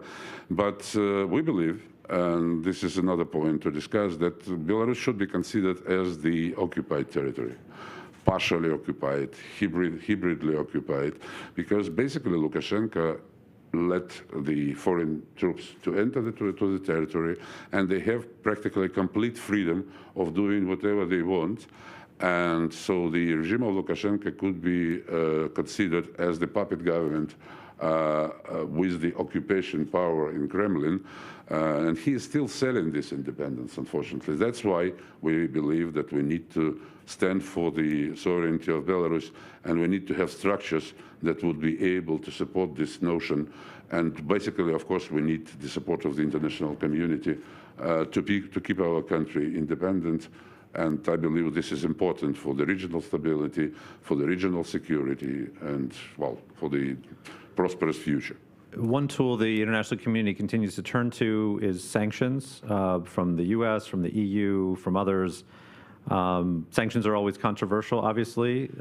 They can often affect the population. And so what is your assessment about the sanctions that have been imposed thus far? And what is the position of those of you who are working and engaging with the EU about whether more sanctions are needed? Well, it's a complicated question indeed. I would cite one of the European leaders who said that the reaction of the international community with the sanctions on Belarus was too little, too late. Because when we have hundreds of thousands of Belarusians in the streets in autumn 2020, there were no sanctions at all. And there were massive and systematic violations of human rights on every corner. And they are still going on. Say two years ago, we have about 100 political prisoners, and that figure looked, well, unprecedented for the Europe in the 21st century. So such a big number of political prisoners. Now we have 1,400. So this figure practically increased tenfold. All civil society organizations were eliminated. All independent media were closed. Repressions are going on with the extreme scale. Lukashenko is ignoring all obligations, internal and international, concerning the respect for human rights, concerning the neighborhood relations. And, I mean, he is facing the sanctions. but these are not the sanctions that would make the change in the situation. And another question now is the synchronization of the sanctions with, say, Russia, because Russia is considered to be the main aggressor in Ukraine, and most of the sanctions now are applied to Russia and not to Belarus. And it means that, well, whatever, Russian business, Russian citizens would have a very good escape from the Russian sanctions using the territory of Belarus. Maybe one more point I should add to that. We should not forget that the regime of Lukashenko is operating under this, or has been operating under the sanctions basically since the beginning of the century. And they know very well, they have know-how, how to avoid the sanctions, how to build up schemes that would try to sort of evade all the difficult consequences. Although, in general, I may say that yes, the sanctions that have been adopted till the moment are starting making their effects. Of course, it complicates the life of the citizen. It brings down all the economic figures like GDP growth, inflation. But, well, the cumulative effects of the sanctions is still to come, I would say. So what more beyond sanctions? You're running the office now in Brussels. What are you asking EU officials to do? Well, we are about to run this office in Brussels, but I mean, what more? We believe, well, the main challenge that we have for the moment, we believe that Lukashenko has lost any right to represent the people of Belarus. And we still believe that the voice of Belarusians should be heard in the international arena. Therefore, we created in August 2022 this United Transitional Cabinet as a structure that would represent all the democratic forces of the Belarusian people, that would represent real national interests of Belarus, that would speak for the democratic future of Belarus. And we are seeking the possibility to establish working relations with all interested partners on the international arena. It could be, well, not de facto recognition, it could be de jure recognition. And we believe that the regime of Lukashenko should be delegitimized on the international arena, and democratic structures should represent the people of Belarus. And of course, this is one of the objectives of the mission that we set up in Brussels as the European capital. Another one would be soon opened in Prague. So I would expect that with the help of our sort of foreign representatives, we would be able to mobilize the international community for the support of the Belarusian protest, which has not gone, which is still there, and which is still going on. So one final question, because we're almost out of time. When you resigned 2 years ago from your post, you talked about your confidence and hope in a better future for the Belarusian people. I'm just curious, are you still as hopeful and optimistic? And then a second part of that is, how much of this is actually in Belarusians' control? We had a question online about, isn't ultimately the solution in Moscow and some sort of change in Russia leading to change in Belarus? So how optimistic are you, and how much agency do Belarusians actually have at this point? Well, personally, I'm optimistic. I'm 100% confident that the Belarus would have a better future. Yes, the people sort of have been sleeping for 8 years, but it has woke up. And this process, in my mind, is inevitable, and it will go on. Well, sooner or later, we'll have this transfer of power, and we'll have a chance to build our own country as we deserve, I would say. Of course, this threat of independence coming from Moscow is very real, and we should do our utmost to withstand it and to ensure that the Belarus would remain the sovereign and independent country in this world. And just maybe one small example, every day we are reading the news that people are jailed for posts, for likes, for comments. Yesterday, the regime took a decision to ban the national slogan "Живе Беларусь," which means "Viva Belarus." So as you imagine a country, a regime that forbids this phrase, and this was immediately picked up by different social media, and the people would repeat it and repeat it all over and all over again. And I'm sure that the Belarus will leave. So therefore, I would say, Żyje Belarus and long live Belarus. That's a good note to end on, and certainly with Radio Free Europe's history, we share that hope and optimism. We were once banned and illegal here in Czechoslovakia. We have 350 journalists working here in Prague every day, so it shows that things change. It just takes time. So thank you, Vladimir. Please join me in thanking Vladimir for his time and frank answers to my questions today. Thank you. Thank you. And thanks to all of you for participating. And I apologize, I know we didn't get to a few questions, but thanks for all of the active participation with questions. So I'll turn it back to the moderators.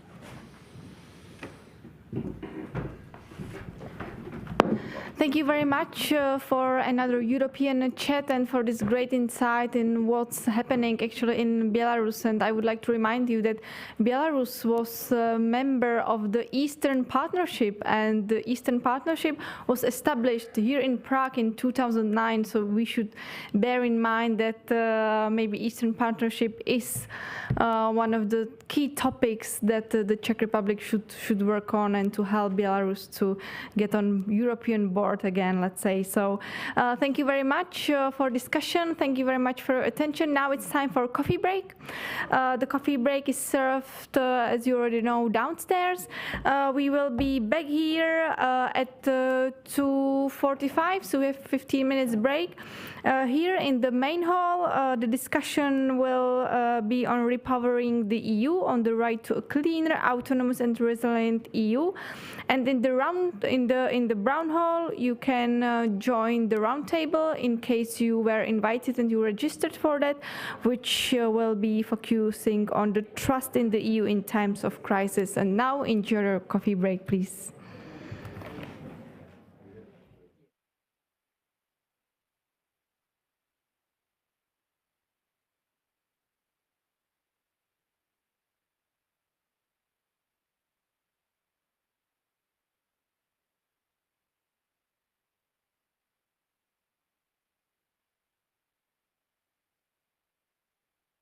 Business ČT24. Nejspolehlivější zprávy ze světa financí, zákulisí, exkluzivní informace, zajímaví hosté. S Michailou Novákovou, Vendulou Horníkovou a Vandou Kofroňovou. Každé úterý a čtvrtek v 21 hodin na ČT24.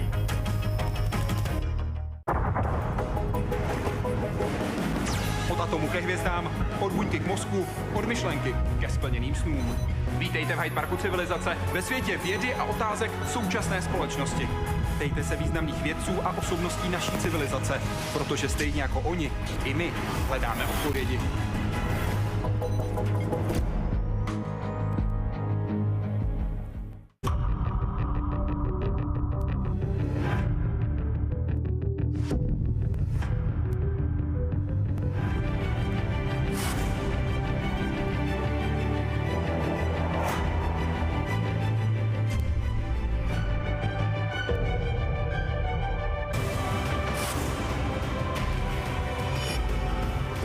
Věda 24 každou neděli v 10:30 na ČT24.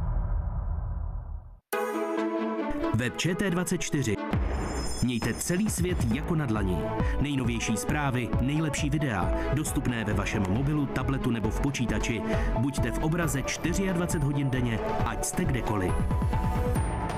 www.ČT24.cz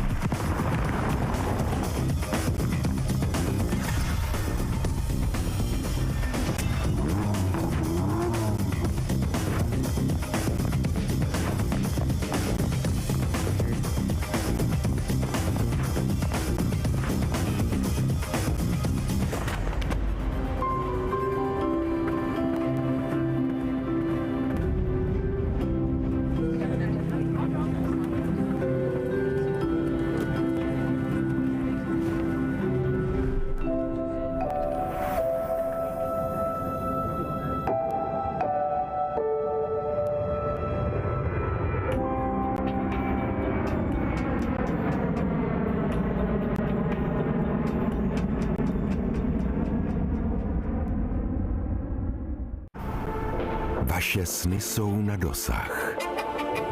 Stačí se rozhodnout. Poslouchat svoje srdce a vzít život do vlastních rukou. Představujeme vám nové BMW X1. Sen, který se může stát i vaší skutečností. Žijte svoje sny. Nové BMW X1.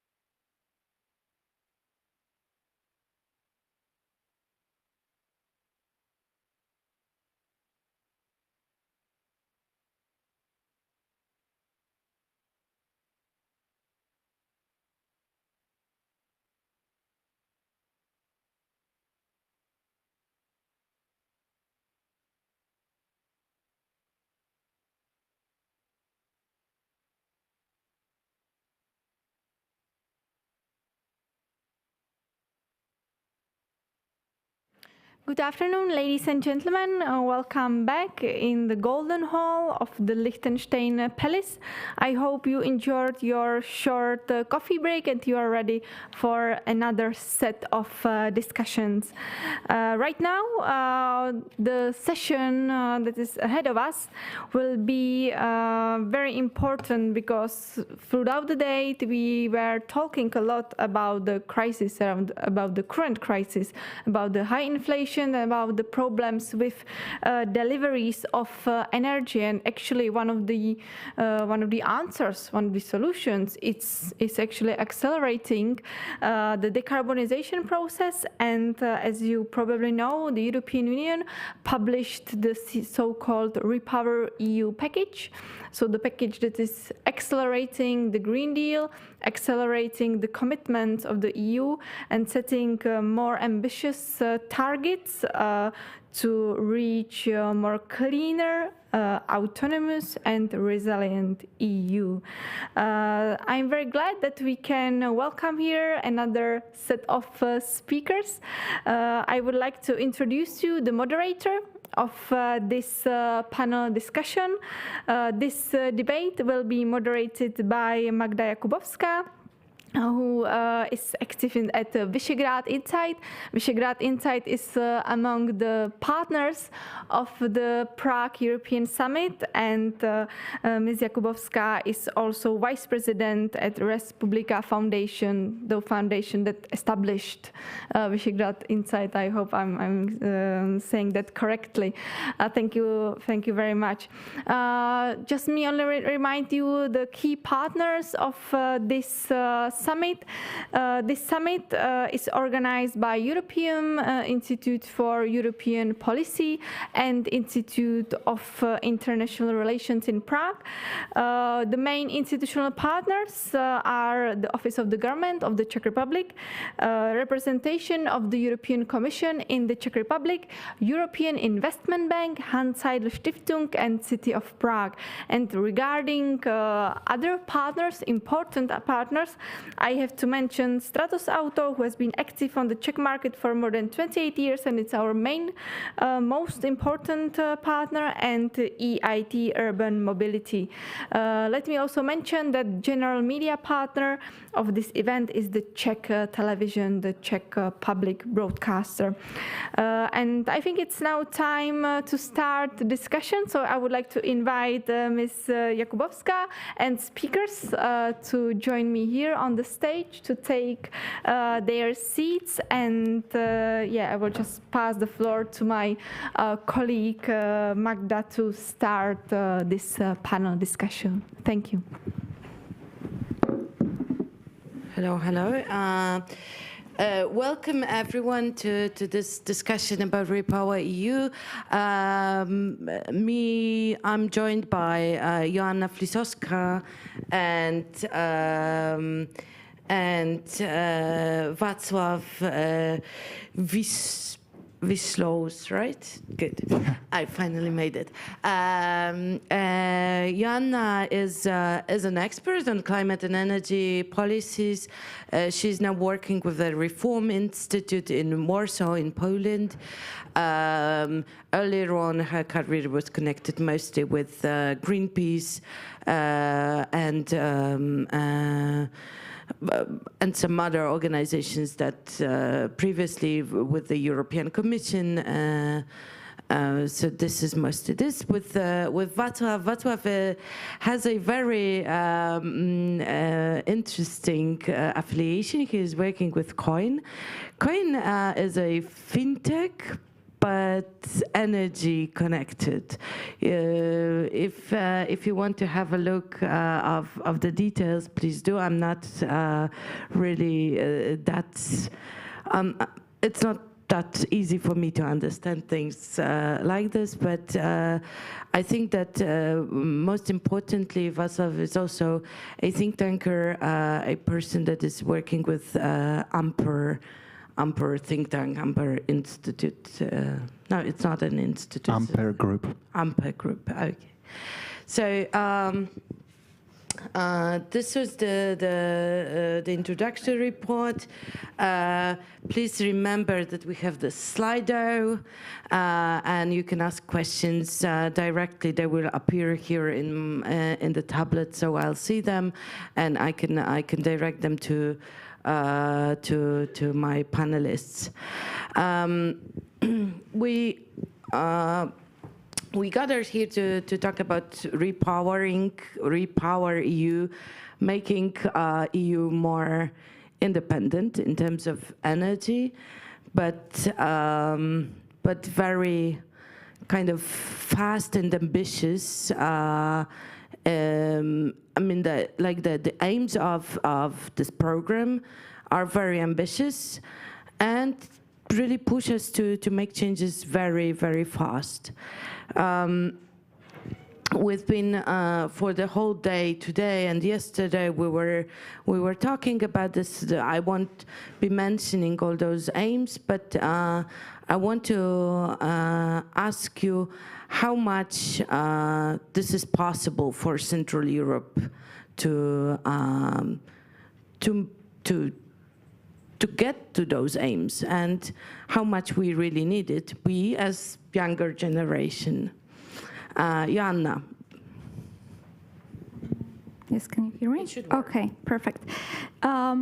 Yes, so maybe just one sentence kind of like of going one step back before your question, because I think it's really important to kind of realize that with the Repower EU, we are not talking about something completely new. We are not talking about the new direction. We are talking about speeding up the direction that we were going towards already, right? We already had the EU Green Deal. We have signed the Paris Agreement quite a few years ago. So we knew that we are heading towards the clean energy transition. We knew that we are heading into quite speedy still energy transition and decarbonization. But now with the invasion of Russia to the Ukraine, we see that we need to start moving even faster, not only because of the climate crisis that we are facing right now, but also in order to ensure just independence of Europe and ensure that we are not reliant on any outside countries, etc., etc. And Repower EU is the program that can help us, on the one hand, reach our climate targets, but on the other hand, make sure that EU is basically safe, that we have energy security and we are not dependent on third countries, basically. In particular, Russia, in the next years, that's the goal. And now coming back to the CE countries, I think we don't have much choice. I mean, I think also CE countries in particular are quite dependent now on Russian gas, Russian coal, like in example of Poland. So we also very much need this acceleration of the clean energy transition. We very much need to get rid of this dependency on the Russian imports, because now we are in a very vulnerable position where there are very realistic fears about the energy security for the coming winter, but also for the next winters as well. So we are not only talking about the winter we are now heading into, but we are talking about also our security for the next winters. And I think that in terms of the CE countries, it's actually an opportunity to really efficiently use all of the additional funds, all of the EU funding that can help us to do this leapfrog, basically jump into the clean energy sector. And I think that this is the opportunity that can help our economies to be much more, how to say it, modern, and also, to go ahead before other economies, basically. Like, we have a huge potential to do this very quick transition from fossil fuels to renewables, to the energy efficiency. And I think that this will not only help us with the climate crisis, not only help us with independency from Russian fossil fuels, but it will also help our economies to be more modern and just do better on the global markets, basically. Sì, Václav, you're the same opinion, that it may only bring goods? Well, I think the most important thing is to understand where Repower EU actually came from, right? So it was a reaction to the Russian war in Ukraine. And so if we were here, let's say, a year ago, I think we would have like the roadmap would look like, okay, in the medium term, we'll use a lot of gas and, you know, that's our transitionary fuel and that's how we get to green economies. But that actually changed. It reminds me of the famous Albert Einstein story where, you know, he gave this exactly the same physics exam to his senior students and his assistant was asking, like, why are you giving them the same exam 1 year later? And he says, well, the answers have changed. And I think this is the gravitas of the situation. Well, we need to understand that now we cannot rely on cheap Russian gas. And that was the plan all along. And not only the plan for actually reaching our climate goals, it was also our primary competitive advantage. You know, like as a European industry as a whole, and that's very important, and the repercussions of that, we can feel that across the economies, and it will actually haunt us for a long time. But, you know, to get back to your question, what can we do?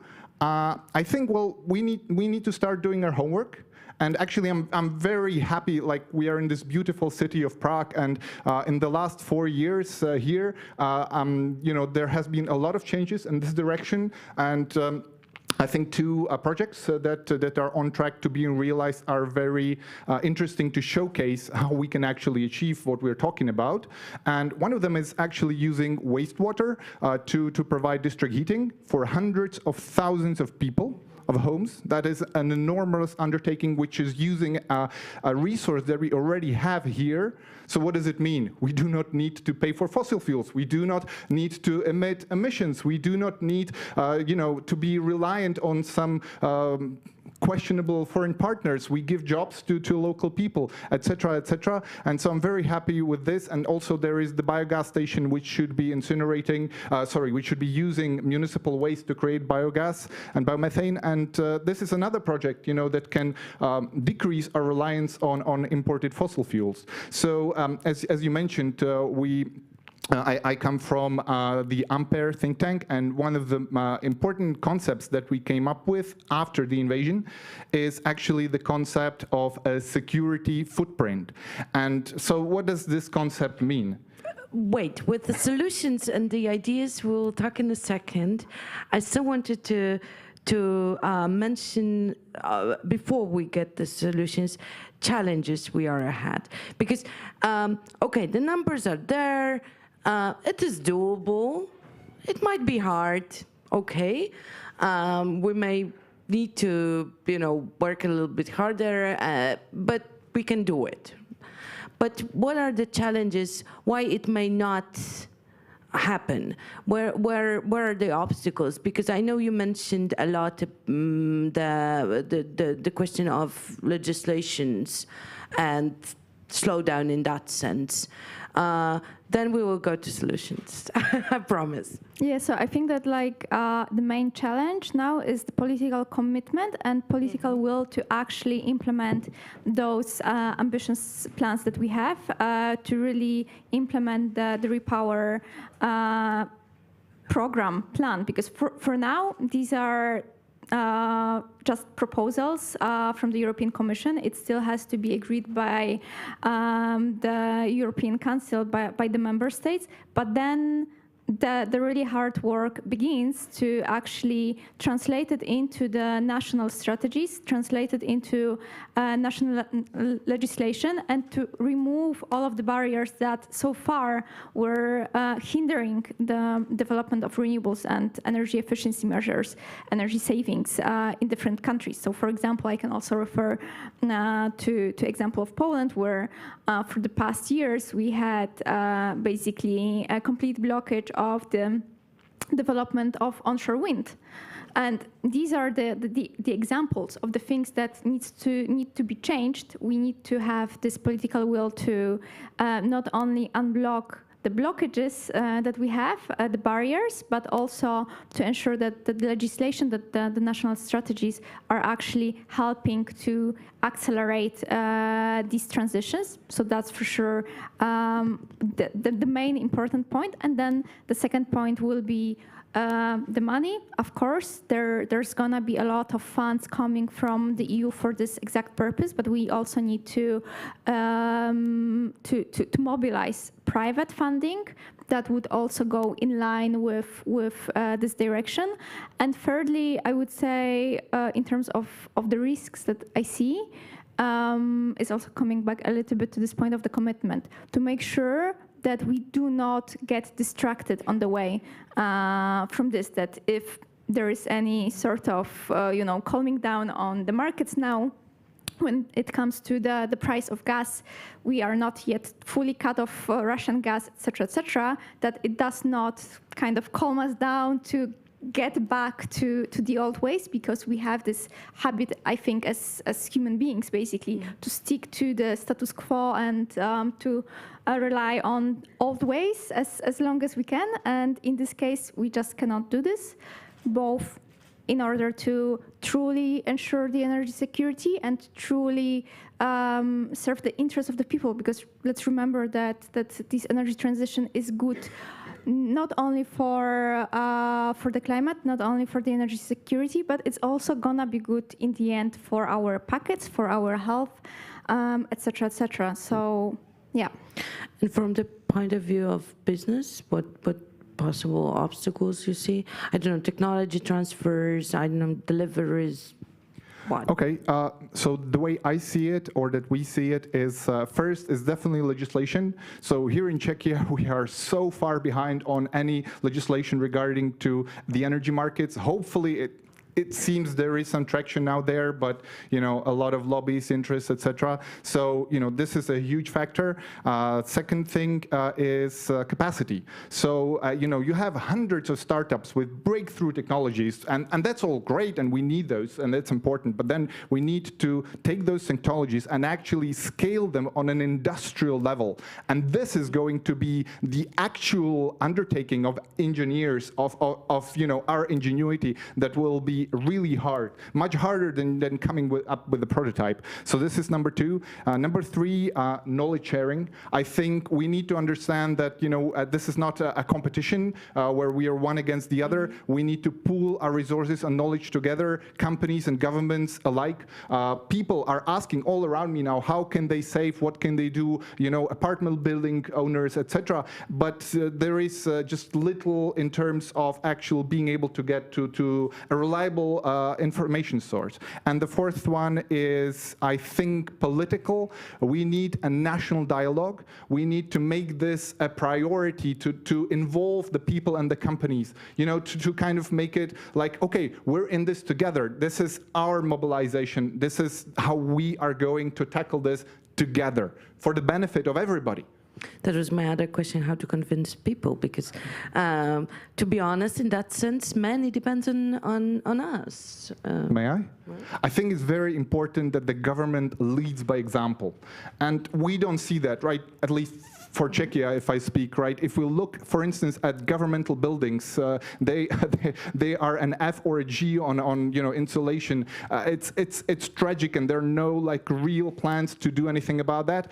But then there is also a question that you said, financing, right? So okay, we are in a huge crisis. We can't spend billions on and especially the old buildings. You have to deal with that status and all the problems that come with that. But potentially there could be a solution, right? So these are called energy performance contracts, but then you can't use them as the government because there are very clear rules which say that, okay, if you use them, it's actually a hidden government debt, and that's bad. So very close to us is the National Theatre of Czechia, and there was a couple years ago a premier ESCO company, Čes ESCO here in Czechia, did a very interesting project there that I think really showed the potential.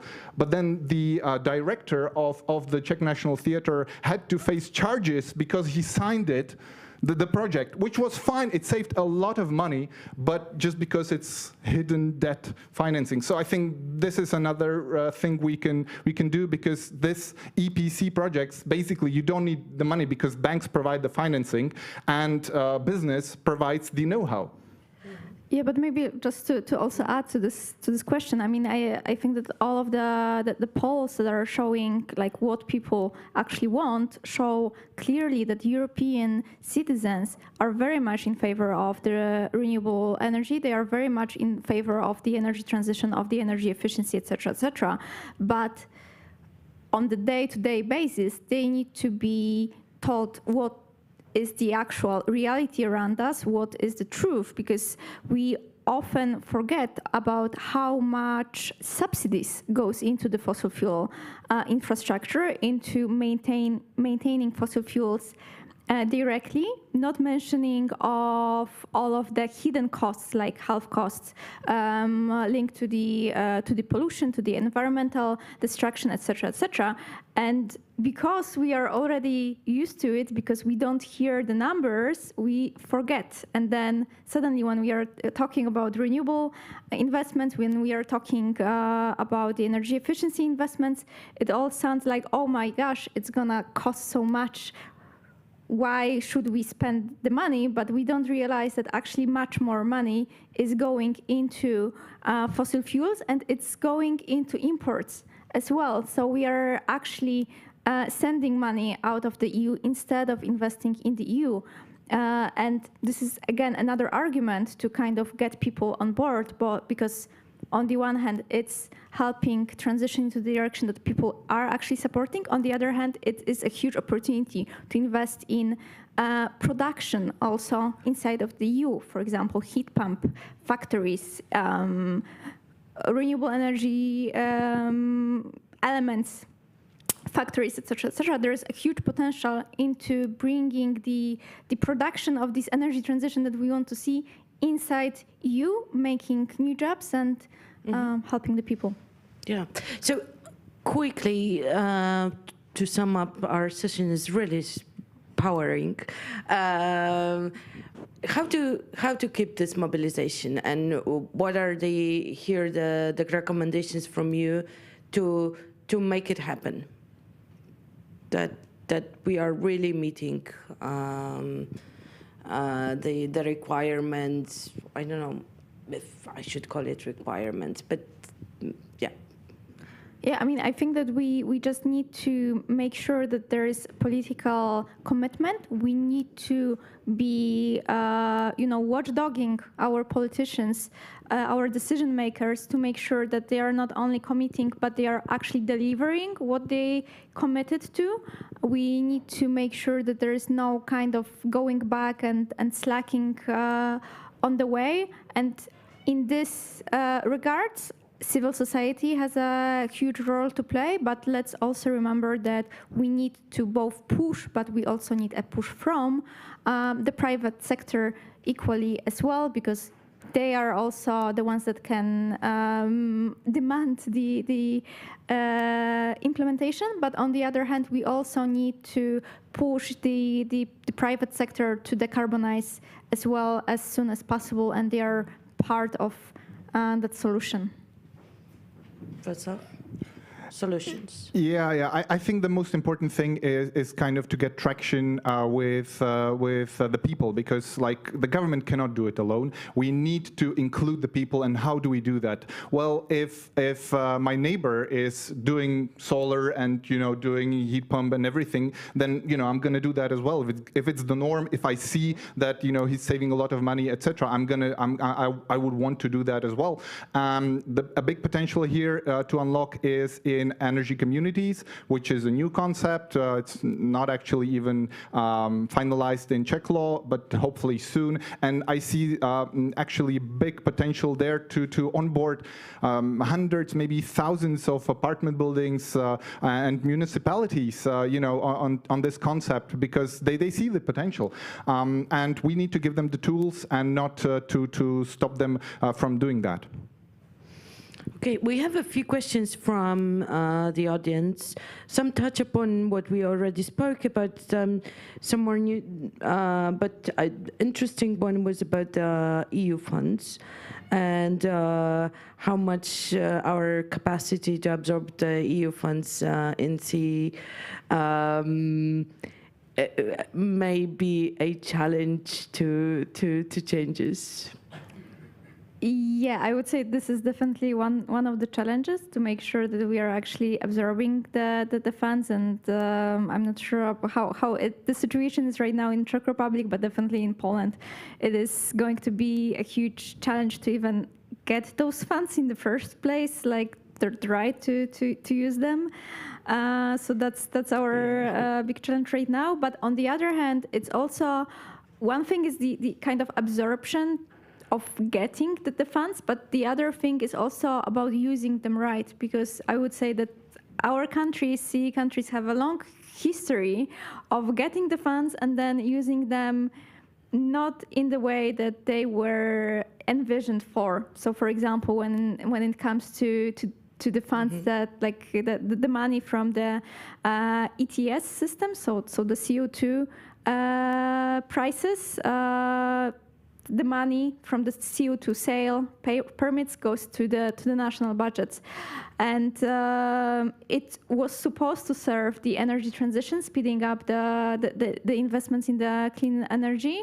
But CE countries had like history of many years of really using this money only to cover the holes in the budget, or even worse, in using ETS money for investments in coal, in gas, in fossil fuels. So one thing is, yes, we need to focus on getting the money that those countries are entitled to, but then also watchdogging to make sure that these money are used in the best, most efficient way to accelerate the transition, instead of pushing us further into locking into fossil fuels, which is a big risk still, because there are so many loopholes in those financing programs that a lot depends on that. So I've already talked about capacity, and let me just reiterate that, because it's really important. And it's not only about factories producing goods, etc. It's also about people. And I think the most important to understand from the business point of view is that it needs to understand, it needs stability, and needs to understand exactly how it's going to go to make its plans, because nobody is going to open factories, nobody is going to onboard hundreds, thousands of people unless they have a clear path for years forward. And so, I mean, if you just dump subsidies on something, you say, okay, well, let's solve this problem, it's not going to work. There is a fixed amount of solar panels, of heat exchanges, whatever. What's going to happen if everybody just starts buying them because they're basically for free, subsidized, right? Well, the price is going to go up to compensate, so you have not solved anything. And subsidies can be very disruptive like that. So I think it's much more important to focus on these long-term things. And I think the European Union is actually not doing such a bad job with that. So this is the key concept. So when we talk money, how there's another question for what should be the ways to motivate private funds to invest in green transition? So one thing is that let's remember that like every euro from the public funds invested in some direction basically motivates many times more the private investment. So one thing is also like putting our money where our mouth is, basically supports that. The other thing is also maybe referring to what Václav just said, is consistency. So what we need is stable direction, stable policies that make investors confident that, that if they invest, that it will make sense, that the government will not change its mind in a moment. And then lastly, I would say also looking for partnerships, looking to team up with business is also important. And lastly, I would say it's also the other motivator we can already see. There's more and more demand from the customers, from other business partner, to the companies, for them to be decarbonized, for them to have net zero strategies, for them to produce their goods with renewables, energy, etc., etc. And this trend will continue. So we are also now in a moment where many big corporations, many big companies might stay and continue investing in the CE countries, or if they don't have good conditions, if they don't have the hope for the carbonized, for example, energy, they will start moving elsewhere where they can count on that. So let's also remember about this element to this whole puzzle. Mm-hmm. You want to add to that? If I may. So there has been this kind of thinking for the longest time that, you know, the yields and you know, how much money I get is the only thing that I should really worry about, and everybody is forgetting about the intangibles.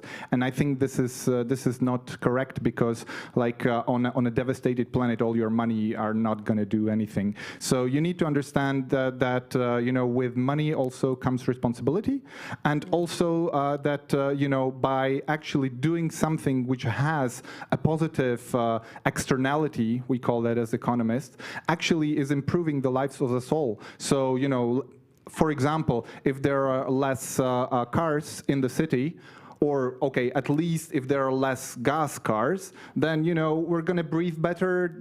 There's going to be, you know, a lot nicer. There's going to be space for more trees. So, you know, adaptation is simpler. And, you know, all of these things.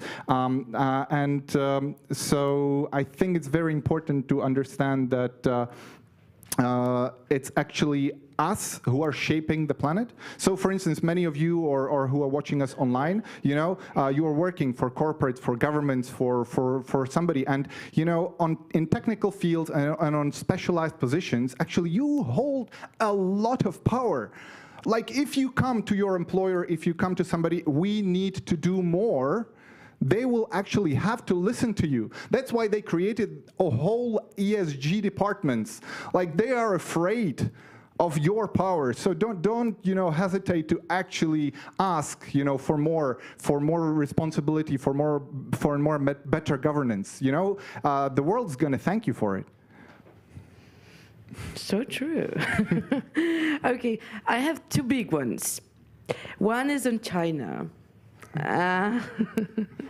So we are away from, let's say we cope with Russian, and what do we do with raw materials or low carbon technologies from China? I mean, like, how we should treat it. So let's start with that. The other one I'll leave for later. I hope we made it. Okay, I'm not sure if like I totally got the question. The question is that the dependence on Russia is is a part of the story, which seems to be partly solved. We have the ideas for that. What do you think of low carbon technology and raw materials dependence in China, from China, or on China? I can take it if you want. So first of all, we need to understand that we can't solve this alone. Right? The idea of Europe solving the climate crisis alone is crazy, because we have a window that keeps shrinking, you know, because of other actors doing what they're doing. You know, it's completely moving. We don't know what the technology is doing, so it's like, you know, if I can use a famous quote, it's like trying to hit a bullet with a smaller bullet while blindfolded riding a horse. Right? So we need other partners, and we need also China. That does not mean that, you know, we need to deal with the strategic implications of that. And so, if I may, I would return to what the security footprint is, which I talked about before. For the longest time, we have ignored the fact that by buying gas from Russia, we were actually financing a regime that, you know, does what it does. And for the longest time, we thought it's okay, you know, okay, well, they're not the nicest guys, but, you know, it's okay-ish. And so we did not price in the negative externality of what we are doing, what that money is being used for. And I think this is very important. Pricing in negative externality at any level. It's not only about carbon, it's also about security implications that I think we should consider. Mm-hmm. Okay, and last, I hope we make it. Yeah, we have 2 minutes. So the last one is about the widening gap in green transitions between EU member states. Most likely it's about the member states beforehand. So it's multi-speed Europe in this sense. And the other part is the European neighborhood aspiring countries or candidate countries. How much we can fix it to make the gap smaller? Is it regional cooperation is enough, or we need something more? Yeah, so I mean, I think that definitely we need to be working on like closing the gap as much as possible, and then if we are looking at the targets that we are aiming at, there's little space for the gaps anymore between the member states. We are all heading into the same direction, and in the end want to hit the same targets. So it has to happen, and therefore the support from, for example, EU funding has to be adjusted to those gaps that we are having right now, but in the same time, it has to be linked with increased ambition. So we can't maintain the situation where the countries that are the farthest now in the transition continue to have the lowest targets and biggest money. And biggest money for not really committing to increasing its ambition, especially that, you know, some of the transition is already happening because of the economics, because of, you know, running out of fossil fuels, et cetera, et cetera. So, you know, we need to be rewarding ambition, not business as usual in this case. So that's one thing. And then when it comes to the neighboring countries and those that are aspiring to join to the EU, again, like when we are talking about net zero target by 2050 in the EU, let's remember that it might be much bigger EU by then. So we need to make sure that they are going also in the speed that can allow them to kind of catch us on the way. And maybe one more kind of reference, just, you know, a little bit touching on China, but also on the neighboring countries. So I think one of the more interesting proposals of the Fit for 55 package is this carbon border adjustment mechanism that really did make waves all around the globe, where suddenly everyone is now talking about CO2 pricing, carbon markets, etc., because they prefer to use those money for the CO2 price in their own country to speed up their own transition instead of paying the tax on the border with the EU. And here we can see how much waves and how much impact EU policies can actually make for speeding up the transition around the globe. So let's not forget about that. And I want to underscore this because I actually wanted to say exactly the same thing. I think it touches everything that we discussed here. CBAM is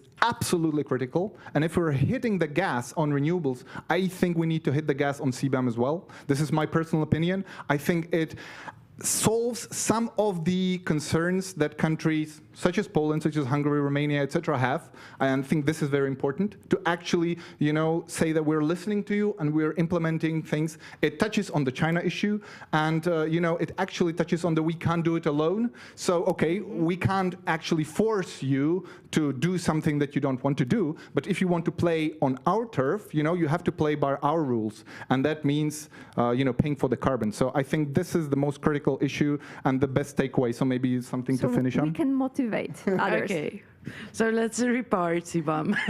Okay, thank you so much. We have no more time for sum-ups, but I hope you enjoyed the conversation, and let's thank our panelists and for their efforts.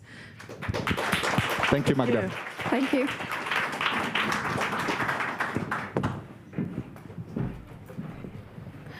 Thank you very much for this discussion on the repowering of the EU. I'm very happy that we could discuss the energy more into the details. Now it's time to set the scene for the next panel. Actually, the last panel that is taking place here in the Liechtenstein Palace. This panel will be focusing on the new industrial strategy. So just give us 1 minute to set up the scene, and we will begin in 1-2 minutes with this discussion. Let me remind you again that this year we are using the Slido application. So if you want to interact with the panel, you can ask via Slido, slide.do, and under hashtag PES 2022, you can find the discussion and ask the questions via this application.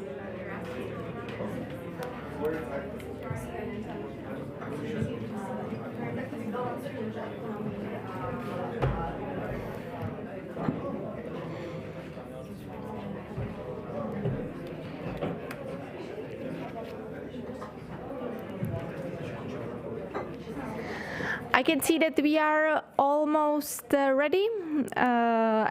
As I mentioned before, the topic of this discussion is the new industrial strategy for Europe. Let me remind you that the Czech Republic is one of the top industrialist countries in Europe.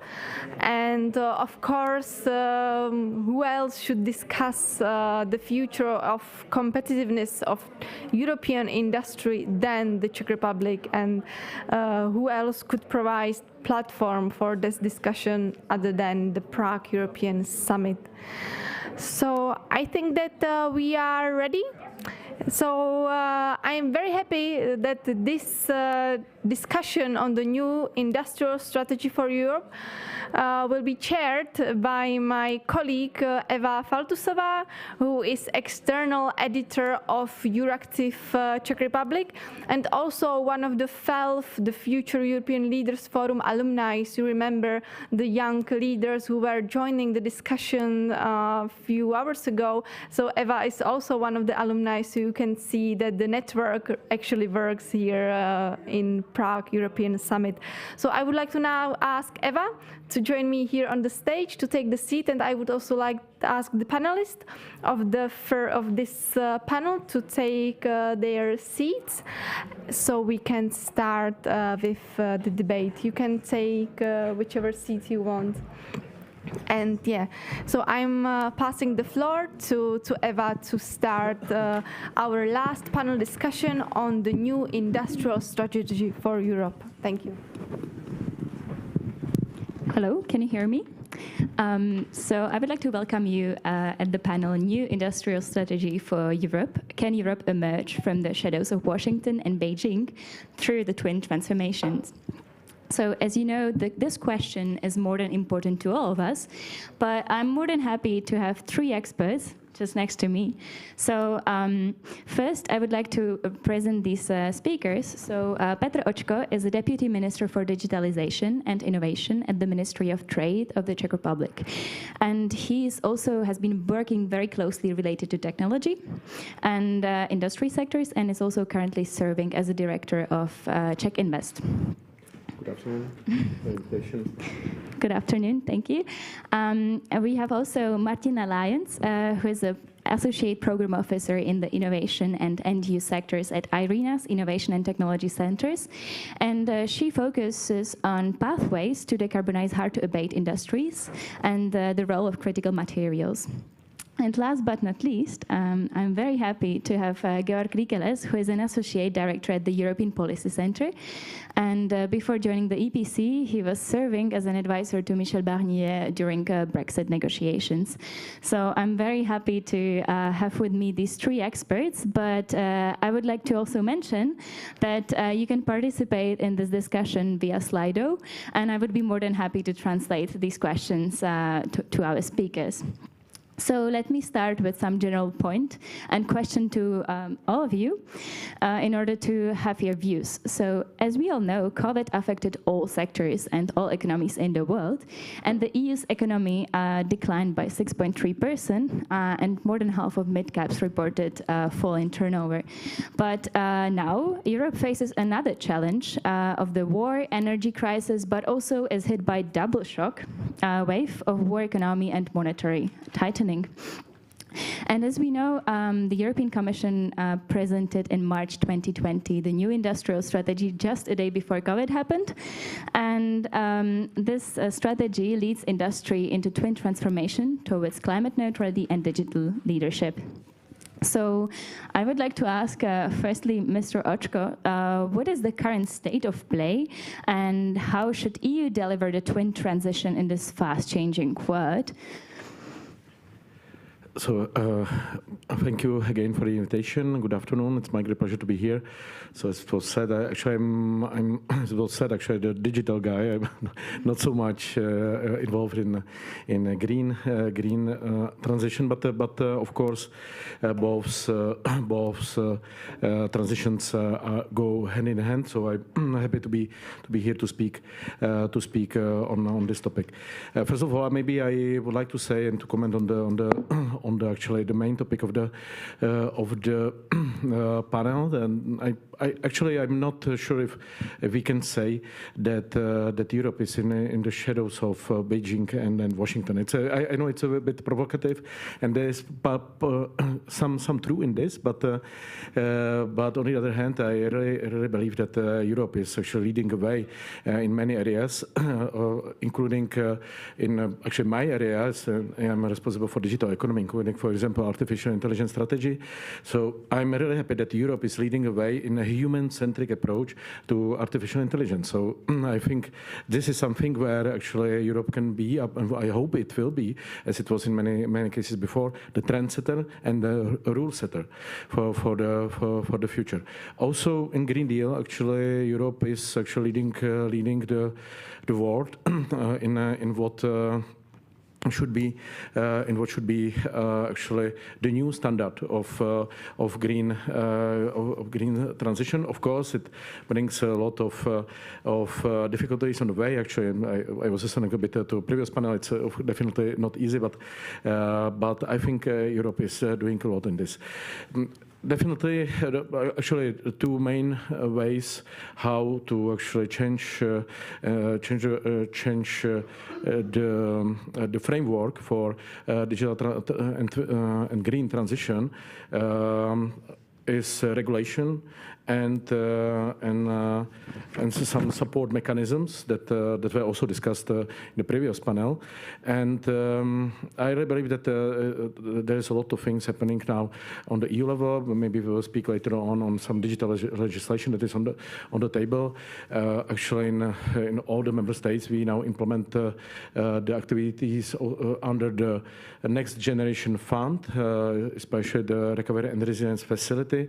And the Recovery and Resilience Facility is, I think it's a very targeted tool how to address the digital and green transition and bringing more acceleration into necessary reforms and also pushing the innovation. So we have a lot of tools. This is just mentioning the most important ones that together I think can help us to actually keep Europe on the good way to remain the trendsetter in the green and digital transition. So this is just for beginning, and definitely we'll discuss the details later. Okay, thank you very much. Now I would like to invite Martina Lyons. Maybe she could share with us some global views on this thematic. Thank you very much, and it's a pleasure to be here. Thank you very much for the invitation. So I come from the International Renewable Energy Agency, and I'm here to talk about the second part of the twin transition, the green one. And let me just zoom out a little bit to say that industry strategies are extremely important because they help to understand the challenges of the transition. And when you talk about industry, it has really a lot of aspects, and I will just bring examples on 2 of them just to show how very complex the whole situation is, and also about the scale we are seeing. So that climate change part, just a little detour. Today in the morning I was reading the carbon budget news. So this year we reached 41 gigatons of CO2 emissions. Before COVID it was 36. We were supposed to slow down. We have a lot of green proposals and green strategies and decarbonization strategies. And this carbon budget includes also slowdown in China. So just to put in the context, we really need to speed up our work on this renewable energy path and decarbonization pathway. So it is a big challenge. We saw some progress in the power sector, in the road transport sector, but one part where the industrial strategy is really focusing on are those hard-to-abate sectors. And why so? It's because they're really hard to decarbonize for a variety of reasons. Technical options are pretty limited. They are far from cost-effective, and they're really difficult to scale up. And we need to work on those aspects. And why? Because those sectors are incredibly important for us. And which are there? There is iron and steel, it's cement, it's chemicals, and it's aluminum. And if we think about the progress we made, we have to also acknowledge that it was only possible because we have all those commodities. We have highways around Europe, also Eastern Europe. It was thanks to exactly those commodities. And if we want to continue progressing, we need to work, we will continue producing more and more of those. But the problem is that they are all relying on fossil fuels. So it means that if we are now having carbon, if we emitted 41 gigatons this year, and we are going to produce more of those commodities, it means that we really are going to emit much more emissions. And just to make even the matter worse in those sectors is that it's not just about energy emissions, it's also about process emissions, and this doesn't get enough attention. And what those are, so for example, cement is a very nice example. So we rely on limestone to produce cement. And actually, if you look on all the emissions from producing cement and concrete, almost 70% are process emissions. So it doesn't matter what kind of energy we will use, we will still emit a lot of emissions from it. And this is just additional complexity. And chemicals is the same thing. It's a feedstock. So if we have plastics or ammonia, whatever, you look around yourself, they're probably produced from oil or natural gas or coal. So we really need to think about all these complex things, and I'm really happy to see, even if I'm covering the global world, that the leadership of EU. And if I may spend 2 more minutes, I hear a lot about raw materials, so I thought maybe to also talk about the challenges of raw materials or critical materials, because it's not just raw, but it's also advanced. And here if I may just group the challenges in 3 areas. So yes, Europe is producing a lot of cars and windmills, and they all need these raw materials. And we really rely on several countries. So the challenges here are, if we don't want to stall this energy transition, is that the challenges are that we worry, or our policymakers and the industry, the producer, EOMs, they worry that the supply might not meet the demand of those materials. The second one is that concentration of mining and producing is only in a handful of countries, regardless of the material we are talking. And also there is a huge pressure, and was also mentioned in the previous panel, that consumers are really driving this transition. And these ECG are putting a lot of pressure on doing it all sustainably and socially environmentally and socially sustainable. And just a little bit elaborate on those 3 parts. So when it comes to not being able to meet the demand fast enough, it's that there was a lot of underinvestment in the past year into upstream activities because of a lot of reasons. It really takes time to open new facilities. There were a lot of future, and we still are facing a lot of future demand uncertainties. For example, we just talk a lot about batteries. We don't know what kind of battery chemistry will prevail, so we just don't know where to invest because there is a lot of worry about stranded assets. And then there is a lot of price volatility, which again impacts where the investment will go, and then also a lot of lack of transparency and lack of focus on innovation, and I hope we will touch upon that. And when it comes to the concentration, where it's happening, so this is important because, yeah, China is being mentioned, but China is not the only one. China is really the leader in rare earth elements, which are very important for wind turbines and motor in the cars. But then when it comes to nickel, it's Indonesia. If it's come to cobalt, it's Congo. So it's really around the world, and we really need to focus who are we going to cooperate and how fast we are able to speed up the build-up of facilities in Europe.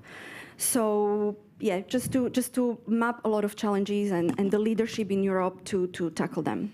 Thank you very much for the exhaustive summary of global problems. So maybe it would be nice now to hear the opinion and sort of to advise Europe on the new industrial strategy. So what would be the main points if you could advise, Georg?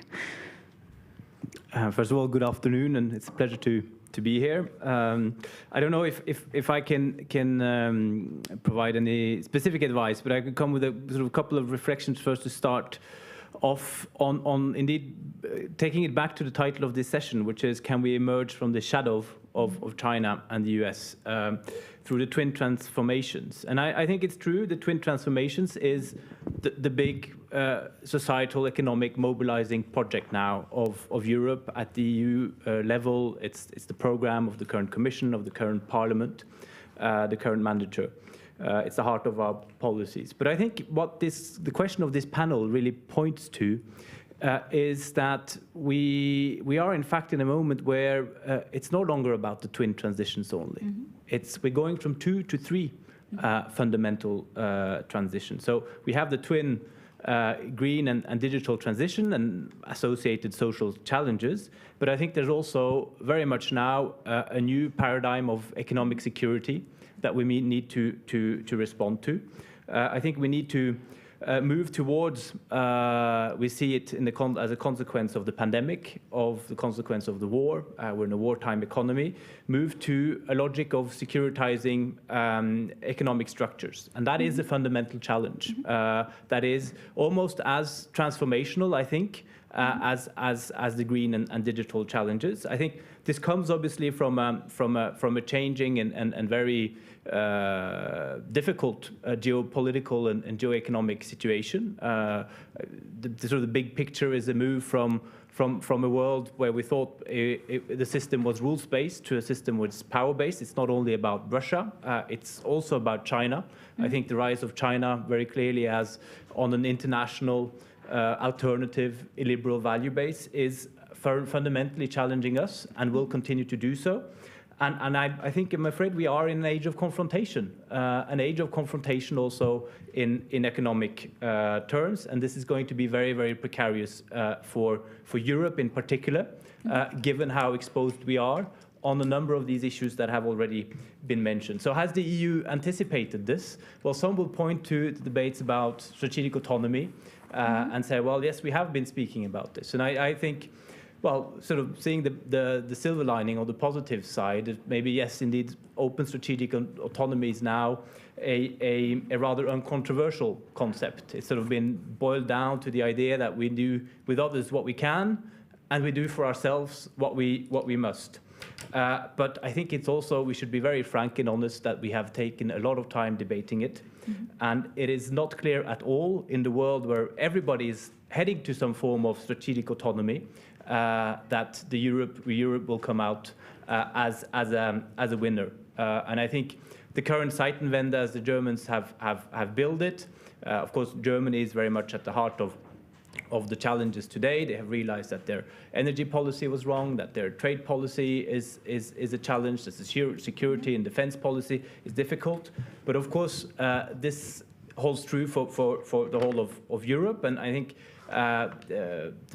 Borrell, HRVP, said it quite succinctly the other day. We have been naive, and we've been living in a world where we thought we could decouple the underpinnings of our economy, from the underpinnings of our security. So that is sort of if the minister sort of took the positive take on the optimistic take, I for the sake of debate at least, but also fundamentally, I think there is a great deal of reason for concern currently. We're in an economic environment that is brutal and is going to remain very brutal. And so what is the answer? We can come back to it. I think, well, if you ask specifically about the industrial strategy, there's no silver bullet. I think a lot of the good elements are in the industrial strategy. One has woken up. One is realizing that it is about making the single market work. It is about focusing on industrial ecosystems. The Commission has highlighted 14. It is about openness to trade and investment, but it's also, and we know that trade investment is important for supply chain security. I mean, the best answer for supply chain security is to avoid trade impediments, but we also see that openness to trade is not enough. We need to focus on diversifications, on dependencies that have been mentioned. And I think I would very much agree. I think we are in Europe strategically unprepared to meet the needs of the green and digital transition when it comes, for instance, to resources. But of course, the answer also has to be about new forms of industrial policy, industrial alliances. So plenty of topics to debate indeed. Okay, thank you very much. I think it would be now interesting to ask specifically on the regulatory side, because as you thought, there is no silver bullet for the solution, but how can be industrial transition accelerated by ensuring competitiveness in the global markets? So is the silver bullet the regulations that are currently going on, and what has been the work recently of the presidency? Maybe a deputy minister could enlighten a bit on that. As it was said, actually, probably there is no single silver bullet. That's what we can say definitely. But of course, regulation can help. Regulation can also harm lots of things. Actually, Czech presidency of the EU, actually, as it becomes unfortunately tradition, has planned a lot of priorities in regulation. But then the Russian war came and the energy crisis came, and many things have changed. So I'm not expert on energy, but what we can see is that actually following the energy crisis that was primarily caused by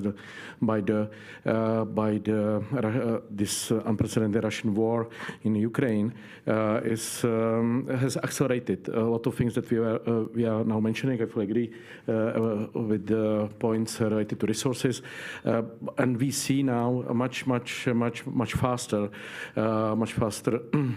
steps to actually decrease the dependence on resources especially from individual countries, and it's also connected with higher support for renewables and so on. So like in energy, like Czech presidency is doing a lot of things in this area.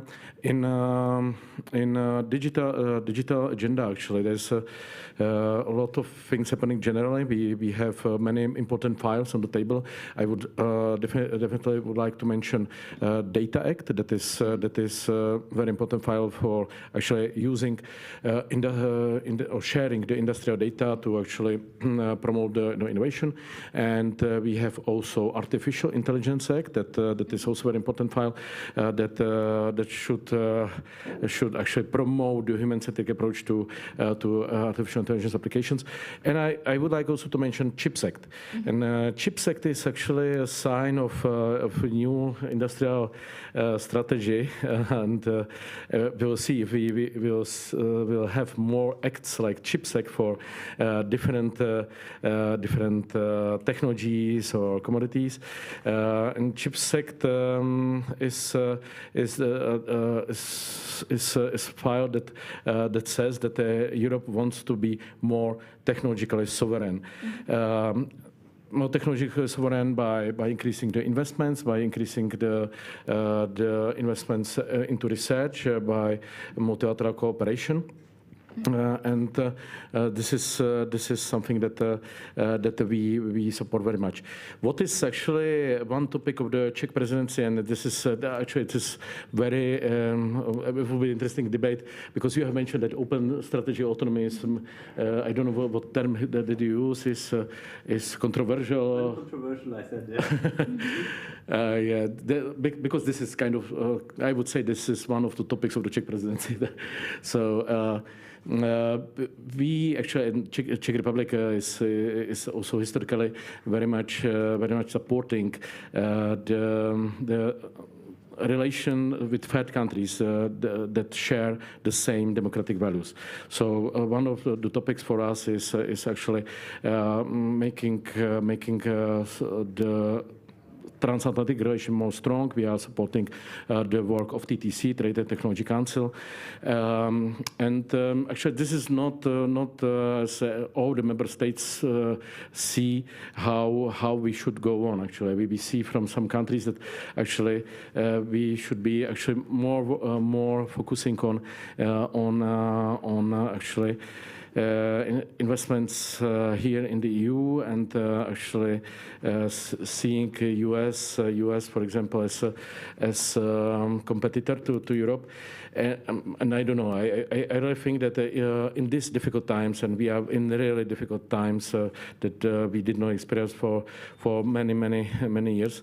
Actually, we need to be much closer to our like-minded friends in the world than before. So for me, actually, stronger Europe means also stronger ties with our like-minded partners in the world. And this is something that is somehow translated also in the discussions on the difficult files. For example, in Data Act, we have Article 27 that speaks about international data transfers, and we see quite difficult debates on what terms and to what extent actually the data transfers to third countries should be open, or should we keep the data only in the EU. So this general point on cooperation with the like-minded third countries translates into concrete steps in the legislation.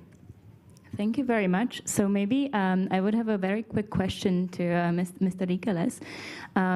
Is data the tool for the transition of tomorrow, and is data one of the tools for the strategic autonomy? Because as we have heard, Mr. Oczko saying and Deputy Minister saying about all these acts being just published, is the data one of the right tools, and all the regulations on data right tool to address this challenge? Well, I think there's an obvious answer, which is that data plays a fundamental role now in our economy. And you could just look at what companies are the biggest companies in the world today, and where they get their profits from. And Google or Facebook, of course, their shares have taken a tumbling in the last few weeks. But it is essentially a model built on harvesting income based on the value of data. So it's clear that data is a fundamental part of what we need to be very attentive to in Europe. But I think there's another dimension to your question, which is the question about regulation. I think it's very clear that we will not regulate our way to prosperity.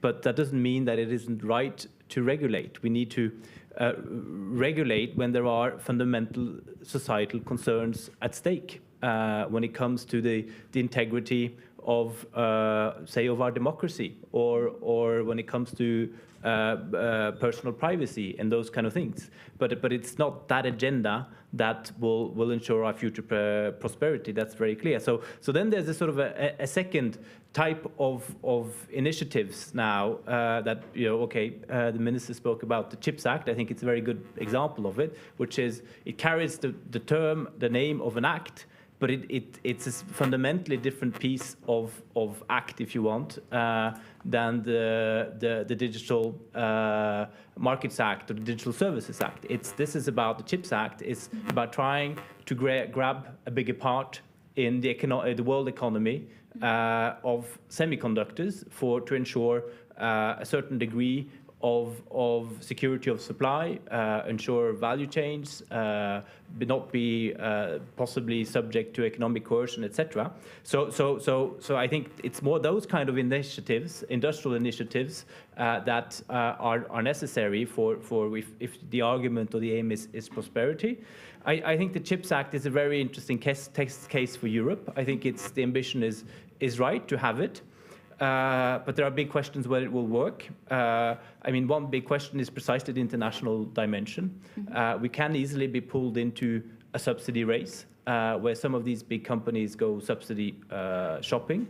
I think there's a problem that is internal in Europe, and that is when we develop such a program which is about putting money on the table and mobilizing investment, public investment, guarantees for also private investment, as was mentioned, there's very quickly, in the Union of 27, a question of fair returns. And every member state says, well, I want this in my home country. How much do I get? I don't think industrial policy can work like that. There's not two Silicon Valleys in the US. There's not one in every state. And we've seen it in the context of the RRF. Some member states have said, okay, we want to use RRF money to develop a semiconductor industry. But simply there is no demand in some of these member states because there's not sort of the critical mass, the critical infrastructure, the knowledge base, the engineers, the universities that have that capacity. So I mean, it does, these kind of initiatives do really point to challenges also of conducting industrial policy at European level. One needs strategy, one needs direction, but one needs state intervention and policies of the right type. And it has to be at European level. And I don't think it can necessarily mean that suddenly all 27 member states need to, for instance, have a semiconductor industry. Okay, thank you. I see very well. So right now, a good question emerged in my head. So in which sectors the EU is leader behind China and US, and how to preserve these industries? And I think this would be a perfect question for Mrs. Lyons. Thank you, Eva. So I will respond to the question, but I want to also react to what we have been saying. So EU is actually a leader in technology development. When it comes to hard-to-abate industry sectors, still decarbonization, pretty much we know how to do things. It's just we need to start talking the walk. We figure out also, technologically we are really a leader. The problem is, and here is where I want to really respond to the comments from my fellow panelists, is that the discussion globally is becoming very politicized, and in response to it, also very localized. And this is really not helping anyone. And I really agree that this autonomy is important, but only to some extent. And just to use the example of hard-to-abate sectors, so for example, Europe is really leading in a discussion to create a demand for green commodities, green steel, green fertilizer, but let's use the example of steel. If we want green steel, we really have to create a demand through procurement. And if only EU will demand green procurement, how far do we get the whole world to transition to green steel industry? So we really have to work with everyone. It really has to be a global effort. We have to find a way how to talk to China, talk to the countries which are really not on the same level with us, but we really need to work on this together. And also, like, what I notice is that EU as such, European Commission, is leading a lot of those initiatives and discussions, but we really need every country to become part of it. And because if it comes on a more national level, another big challenge here is the mindset of the whole economy, of the whole population, of the general population. And this is the challenge which is much easier to address when we start discussing it on more national and local level, to really bring on board steel industry, but also the consumer, local governments. And just to use one of the example on this steel industry again, so you can produce steel through basically three pathways. And one which is very polluting is through blast furnaces. which really uses fossil fuels only. But the EU really figured out the technology, also United States, to really electrify the production. And so maybe can I have just one more question from the public, because they were asking about what structural changes you deem necessary for the EU heavy industries to stay competitive. So what structural changes are there in the steel industry to come yet? Okay, so yeah, this is maybe the good interim question. So yeah, we need to develop the skills. That's a big topic, because it's not just to reskill people, but also to introduce the curriculum in the university, so that the new workforce is really ready to start working with new technologies, but not only on the technology level, but it's also on the legal level, like how to address all the subsidies and the new way of working. So yeah, like it's a big question about these, about the gender in the skills. So it's also this ECG aspect.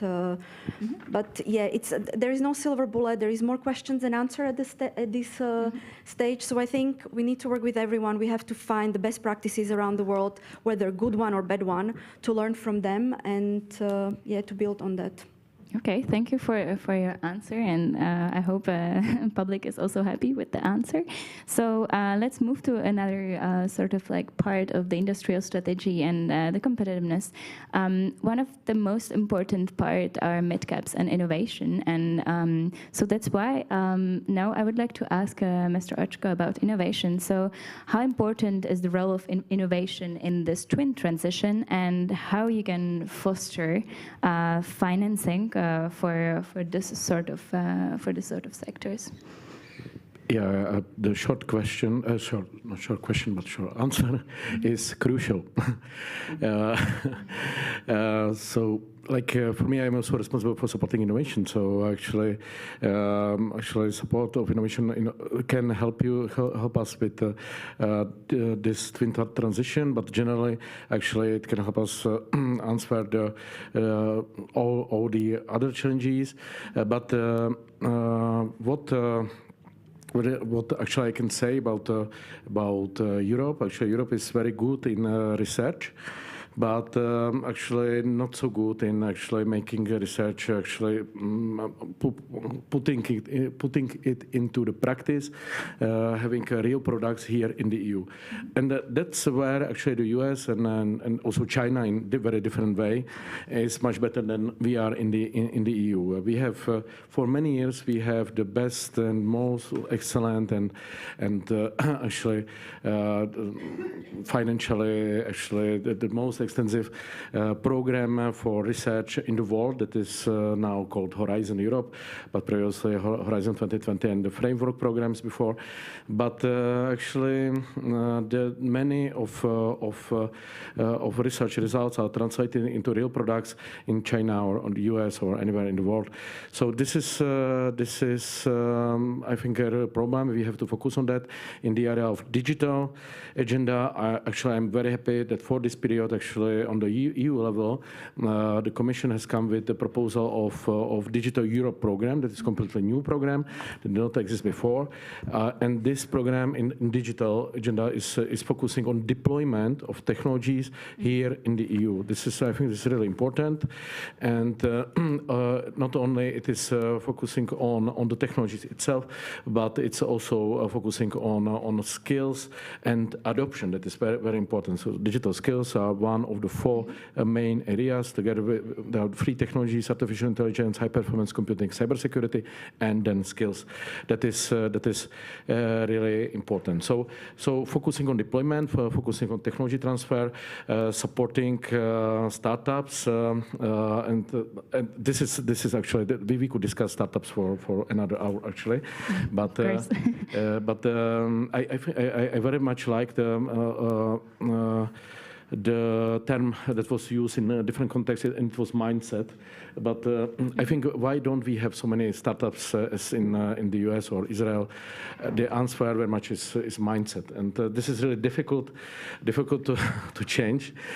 So we usually on these debates like this, we end up with the discussion that we definitely should invest into transformation of the educational system. I don't want to speak for all the member states, but here in the Czech Republic, we have very traditional educational educational system that actually does not too much support entrepreneurial spirit, and this is something that can help us even more than pushing a lot of subsidies into innovation ecosystem. So this I would point out as one very, very important thing.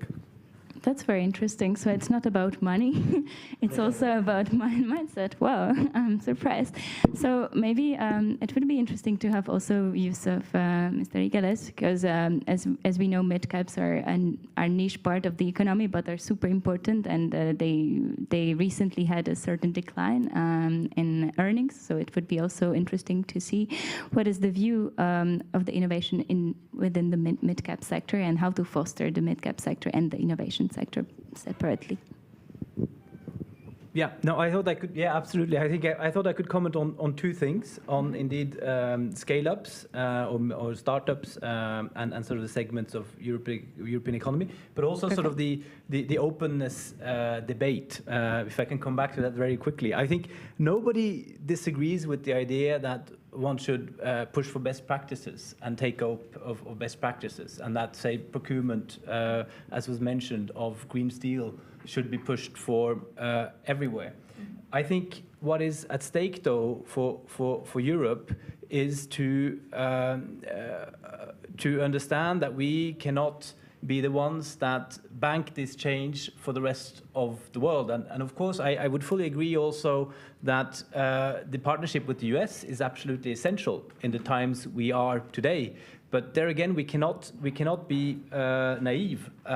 When the US, and I think it's a good thing for the climate, put in place their Inflation Reduction Act. I think it's a 2.2 trillion package, which is maybe the most credible step we've seen from another major economy than the EU to try to meet climate ambitions. They also do so by providing specific tax exemptions that are blatantly in breach of WTO rules, which have the aim of pulling electric vehicle production, notably from Europe, to the US. And it's a reality. We have to be mindful of it. We have to be clear that we have an open partnership with the US, but we cannot be naive about it, and it requires Europe stepping up to understanding differently the geoeconomy and being able to take care of its own interests. Another example is indeed the carbon price. In Europe today, we have a carbon price of roughly 80 euro per ton. If you look at the world carbon price, it's a couple of euros, so close to zero. I think the percentage of world emissions today that are under a carbon pricing compatible with reaching the 2030 goals is as low as 4%. So it's very clear that if we impose a carbon price on our industries and do not have some form of tough look at what a trade border means in that context, we're going to lose all our industry and we're going to lose our jobs, and it's not going to do any help for the climate. So I think I agree what was said by the previous panelist, but I mean I think we are really in a moment where we need to have a lucid world what the developing geoeconomy means in climate, in digital, data, etc. So maybe can I have just one more question from the public, because I have seen that there is an interesting question about the geoeconomics, and the question is how it is possible to tackle China as a united EU in the shadow of countries such as Hungary making deals with China separately. So how we can stay united, because you were talking about the US where we are of course united, but how we can stay united towards other actors. Would you provide an answer? Or? Well, I mean, we have obvious, I think, rule of law challenges internally in Europe. We have, at different moments, have had challenges of unity. We've seen it in some of the many quite deep, often existential crises we've been through in the course of the past decade. Refugee crisis, for instance. And not the current one, but the previous one. But I think also there has been this capacity of Europe in the face of existential crisis to, even though it always takes time, to work out common solutions at 27. And I think that is absolutely necessary. I think so far we have managed quite well, surprisingly well, in the face of Russia's aggression, in the need to develop this extraordinary economic measures, the forms of economic warfare that those sanctions are. And I would even say, even though I, like others, I see individual positions that are taken, and I see it's never easy. But I think actually on China, over the past months, the EU position has been firming up, and we are seeing more capacity for unity and consensus than would have been the case a couple of years back. So I'm not saying that we are all member states are sort of towing the same line, far from it, but I think there is a sort of a new geopolitical, geoeconomic understanding that is dawning on Europe, and I think most of the member states, if not all, ultimately, when push comes to shove, have the capacity to see that there are some fundamental fundamental European interests at stake, and that we have seen then in past crises that really makes leaders at the around the European Council table have the capacity to sort of to rally around the European flag or common positions. But it's never easy. Yeah. Okay, thank you very much. That's interesting views.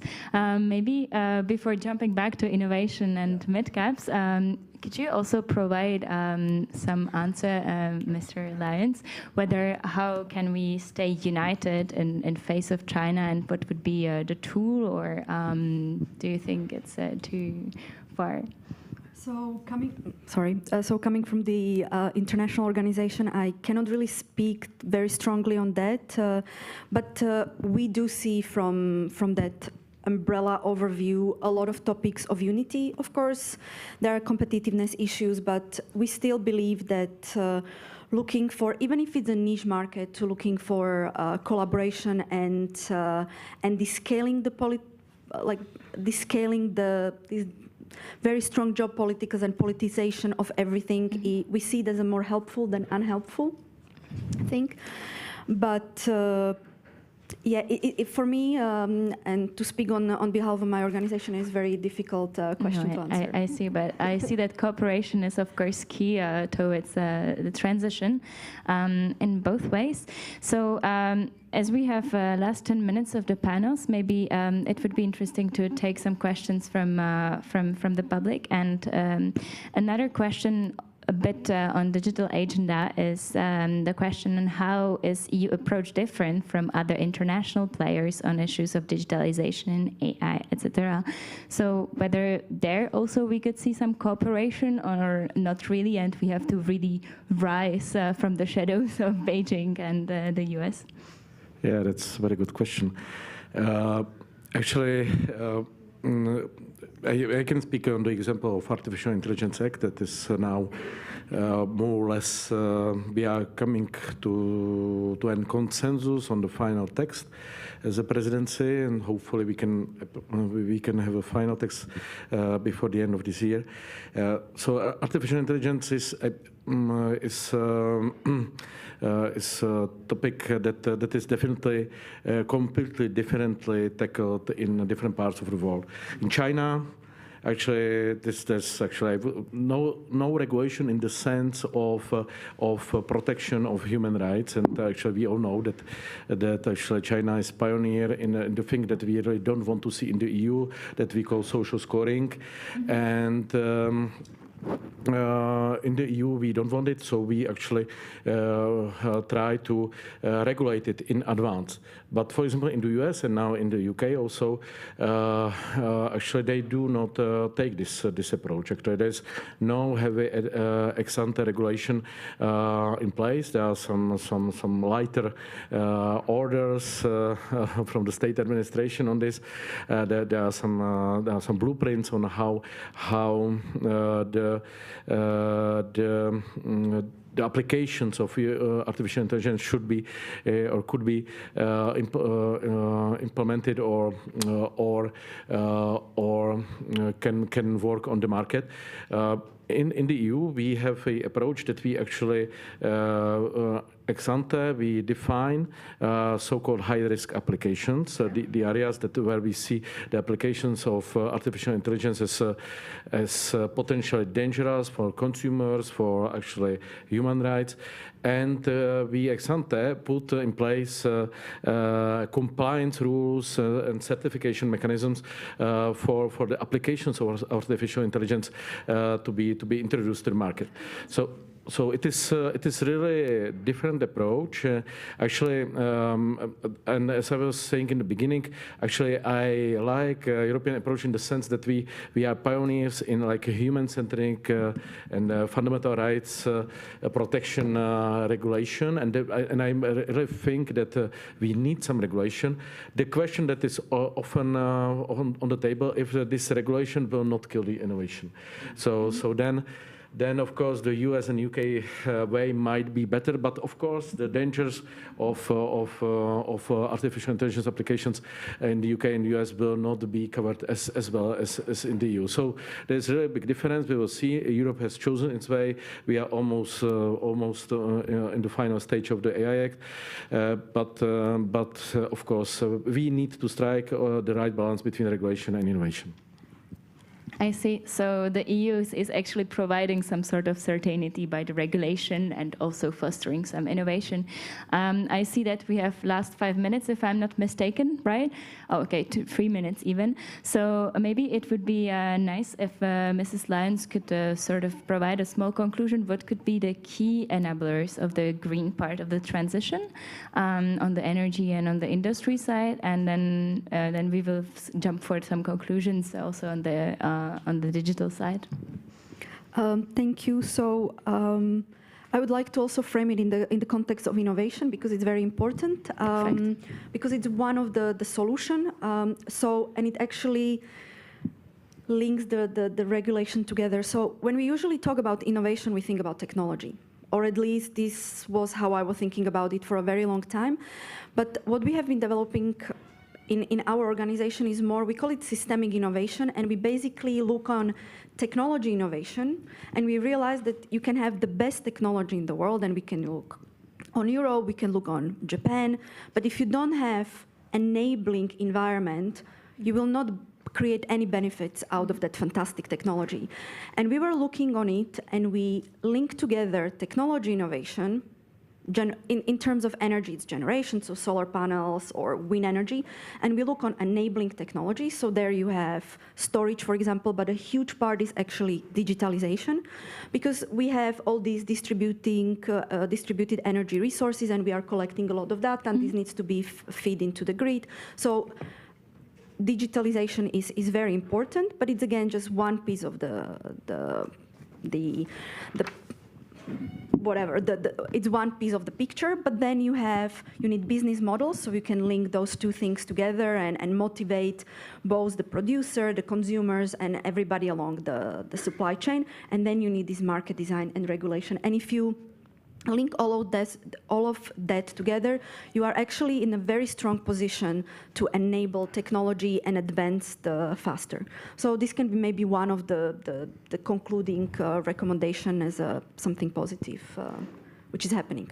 Okay, perfect. Thank you. Maybe if Mr. Rikeles could tell us some far-fetching phrase that could say that what would be the new industrial strategy for the EU after all this panel, and then we will conclude.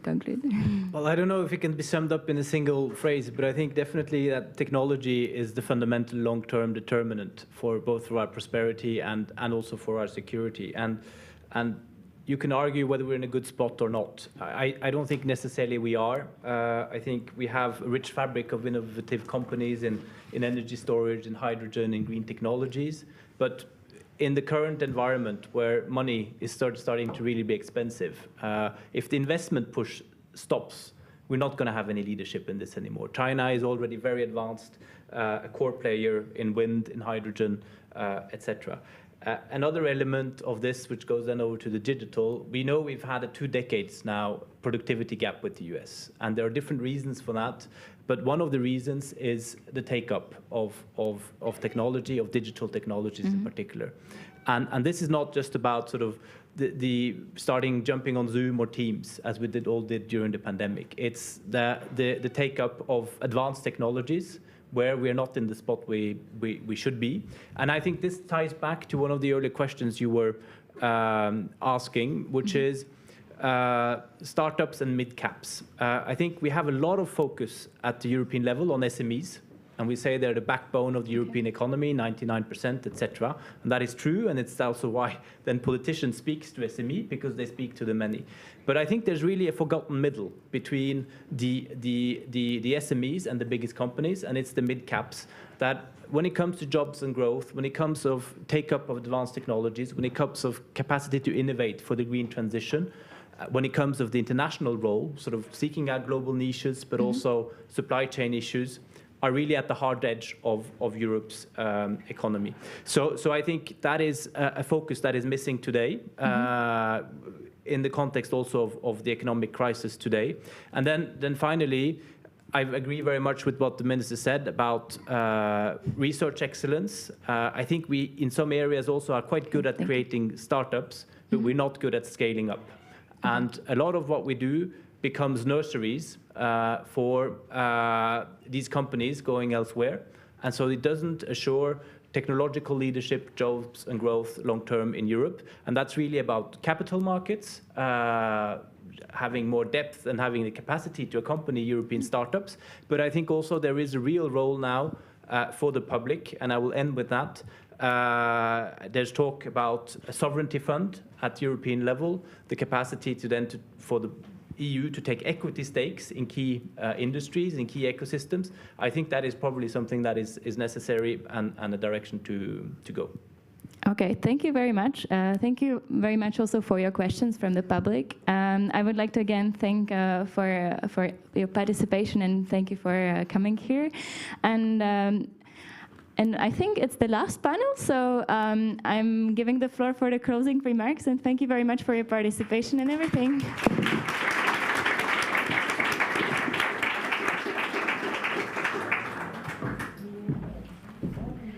Thank you very much, Eva, for the moderation, and thanks to all our speakers for their great contributions, which were tackling the new industrial strategy of the European Union. As was said, the concluding remarks are just coming before we move to another venue place, because the very last panel is taking place at Sněmovní 7, which is very close to the Liechtenstein Palace. Before the concluding remarks, let me again mention the partners and supporters of the Prague European Summit.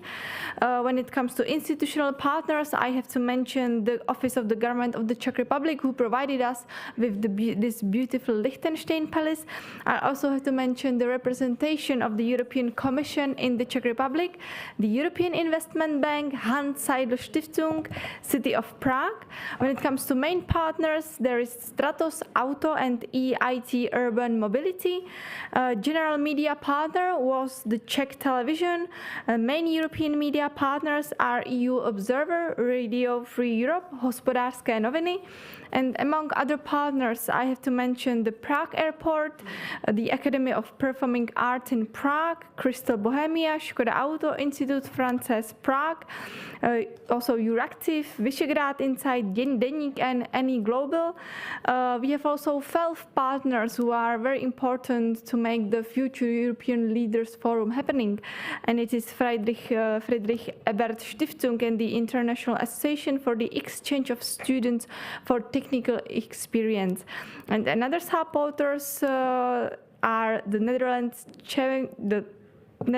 Czech Chamber of Commerce, the British Chamber of Commerce, the Nordic Chamber, the German Czech Chamber of Industry and Commerce, Czech and Slovak Leaders magazine, and the University of New York in Prague. So you can see that the Prague European Summit is supported by very important organizations and institutions, and let's hope that we will continue with discussing important topics of EU policies and EU European integration in upcoming years as well.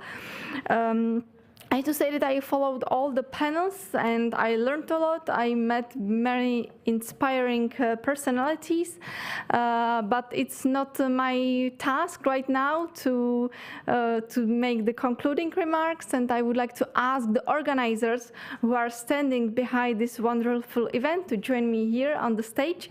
I would like to ask Jiří Mach to join me here on the stage. Jiří Mach is Director of Operations and External Relations of the Institute of International Relations in Prague. And then the concluding remarks will be also given by Martin Vokálek, Executive Director of European Institute for European Policy. So I would like now to pass the floors to organizers, and we will start with Jiří Mach. The floor is yours. Thank you very much, Aneta, for giving me the word, and thank you very much for the wonderful job you have done moderating the whole panel. I think the best concluding remarks can be read in your Twitter account, so everybody who's not following Aneta, I think you should start, but I will try my best to deliver some of the conclusions that we have heard this past 2 days. So ladies and gentlemen, let me thank you once again for your presence here today. Over the past 2 days, we have discussed the future of Europe and the challenges that await us on the journey to just and prosperous Europe. In the middle of ongoing poly-crisis, as my predecessor director, Ondřej Dittrich, who cannot sadly be here right now, mentioned, there are many challenges, but let us not forget that there are opportunities too. And opportunities for the international and regional cooperation. Future is being discussed here in Prague, and future is being also discussed at the COP27 right now in Sharm el-Sheikh, and we are honored by the people that have participated on both of these summits and have been here with us and in Egypt as well to discuss the future of not only Europe but also the world. The Prague European Summit is a platform for strategic dialogue. We are here to find common response for common challenges, and we are here to invite the private and public spheres to look for joint solutions together at the same table. The debates have proven that the Prague European Summit is the right platform to speak about these challenges and these issues, and I believe, thanks to you, all of you, we are now one step closer to a joint approach to the challenges we face. Let me briefly recall the most outstanding moments of this summit. As we all know, the solutions for the poly-crisis are complex, and we are ready to accept this challenge. This is why we have brought together brilliant speakers from a variety of complementary spheres. Economy, peace and security, digital and green transitions, those are all interrelated concepts. And I'm very proud of this selection of the panelists that we have that joined us from very different positions, countries, and institutions. And let me please thank all of you who have participated in this wonderful summit for coming here. Let us also remember the crown on the agenda yesterday evening, the award ceremony of the Vision for Europe Award to Mr. Karel Schwarzenberg, a very influential figure in the history of Czech international relations. I hope that every one of you will remember this summit as the summit of opportunities. And we have had the chance to meet the current and future leading political figures, outstanding speakers, government officials, members of the academic community, and also the industrial world. We have also had the chance to host the Future European Leaders Forum, which is very dear and will be forever in my heart. And I'm really happy that they were able to participate in this conference as well. So thank you very much to every one of you and each and every one of you for being here. On behalf of the organizers of the Prague European Summit, the Institute of International Relations and the Europeum, I would like to thank to our many partners without this summit will never be possible. And also all the members of the staff and all the interns who did a lot of work to make this possible as well. So I hope instead of skeptics, we can now be informed skeptics instead of just being skeptical. Let's hope that the crisis will not kill the European Union, but it will make only the European Union stronger. And I hope we will make the European vision possible for everybody. And I hope to see you next year at the same conference. Thank you so much for being here. And will join me in welcoming Martin Vokálek on the stage.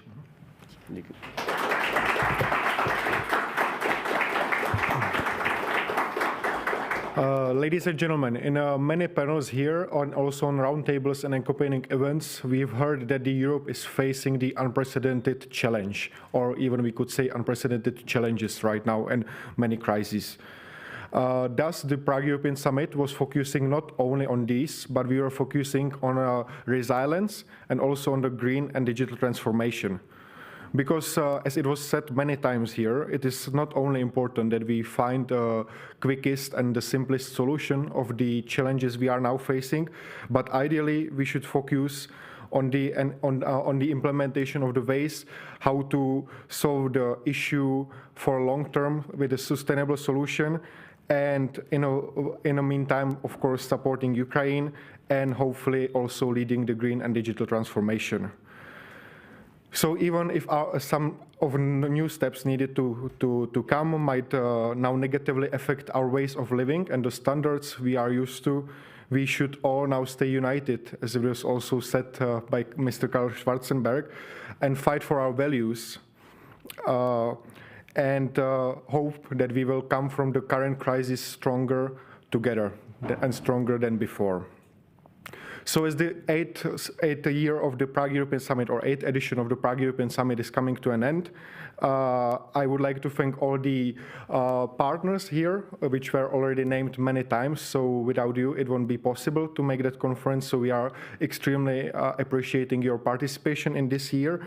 And just give you some brief numbers from the Prague European Summit of 2022.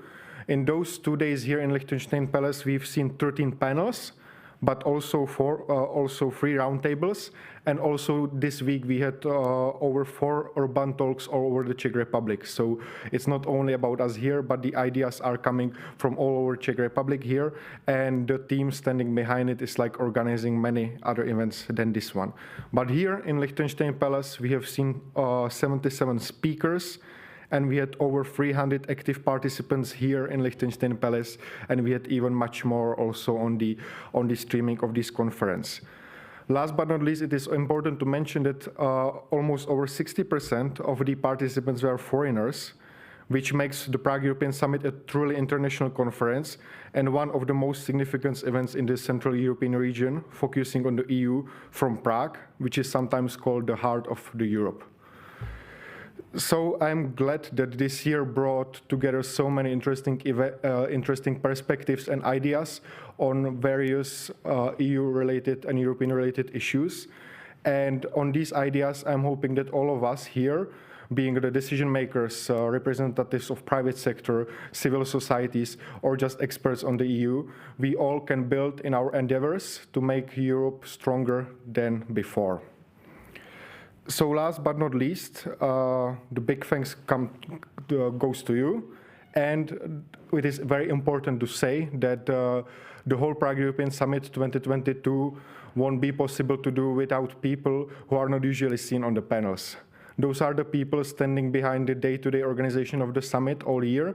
Also people standing behind the logistics of the summit, writing to speakers, writing to you, making the registrations, like all that heavy work, which is like that kind of day-to-day tasks happening behind the summit.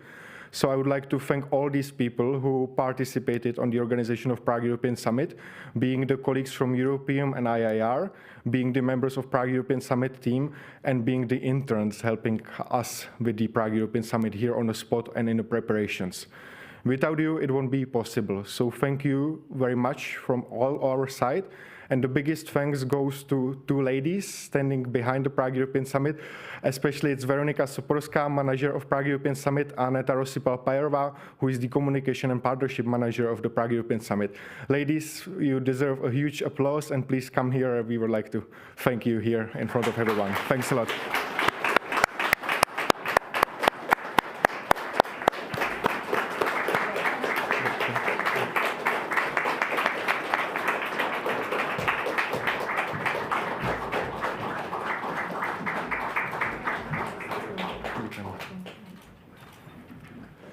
So thank you once more, ladies. So you deserve a second round of applause. Thanks a lot.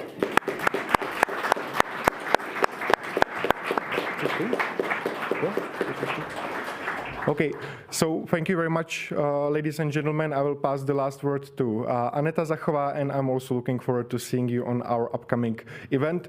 And I'm really looking forward to the Prague European Summit 2023, which is already starting to be planned just now. So see you there, hopefully, and take care.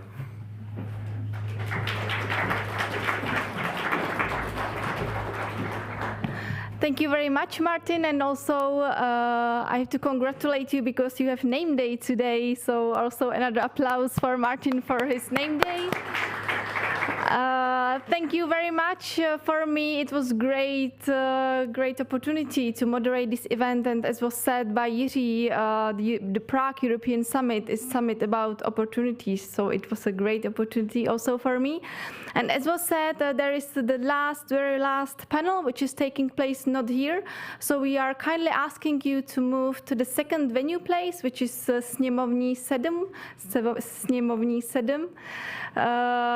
which is very close to Malostranské náměstí. I think it's 5 minutes by walking from here.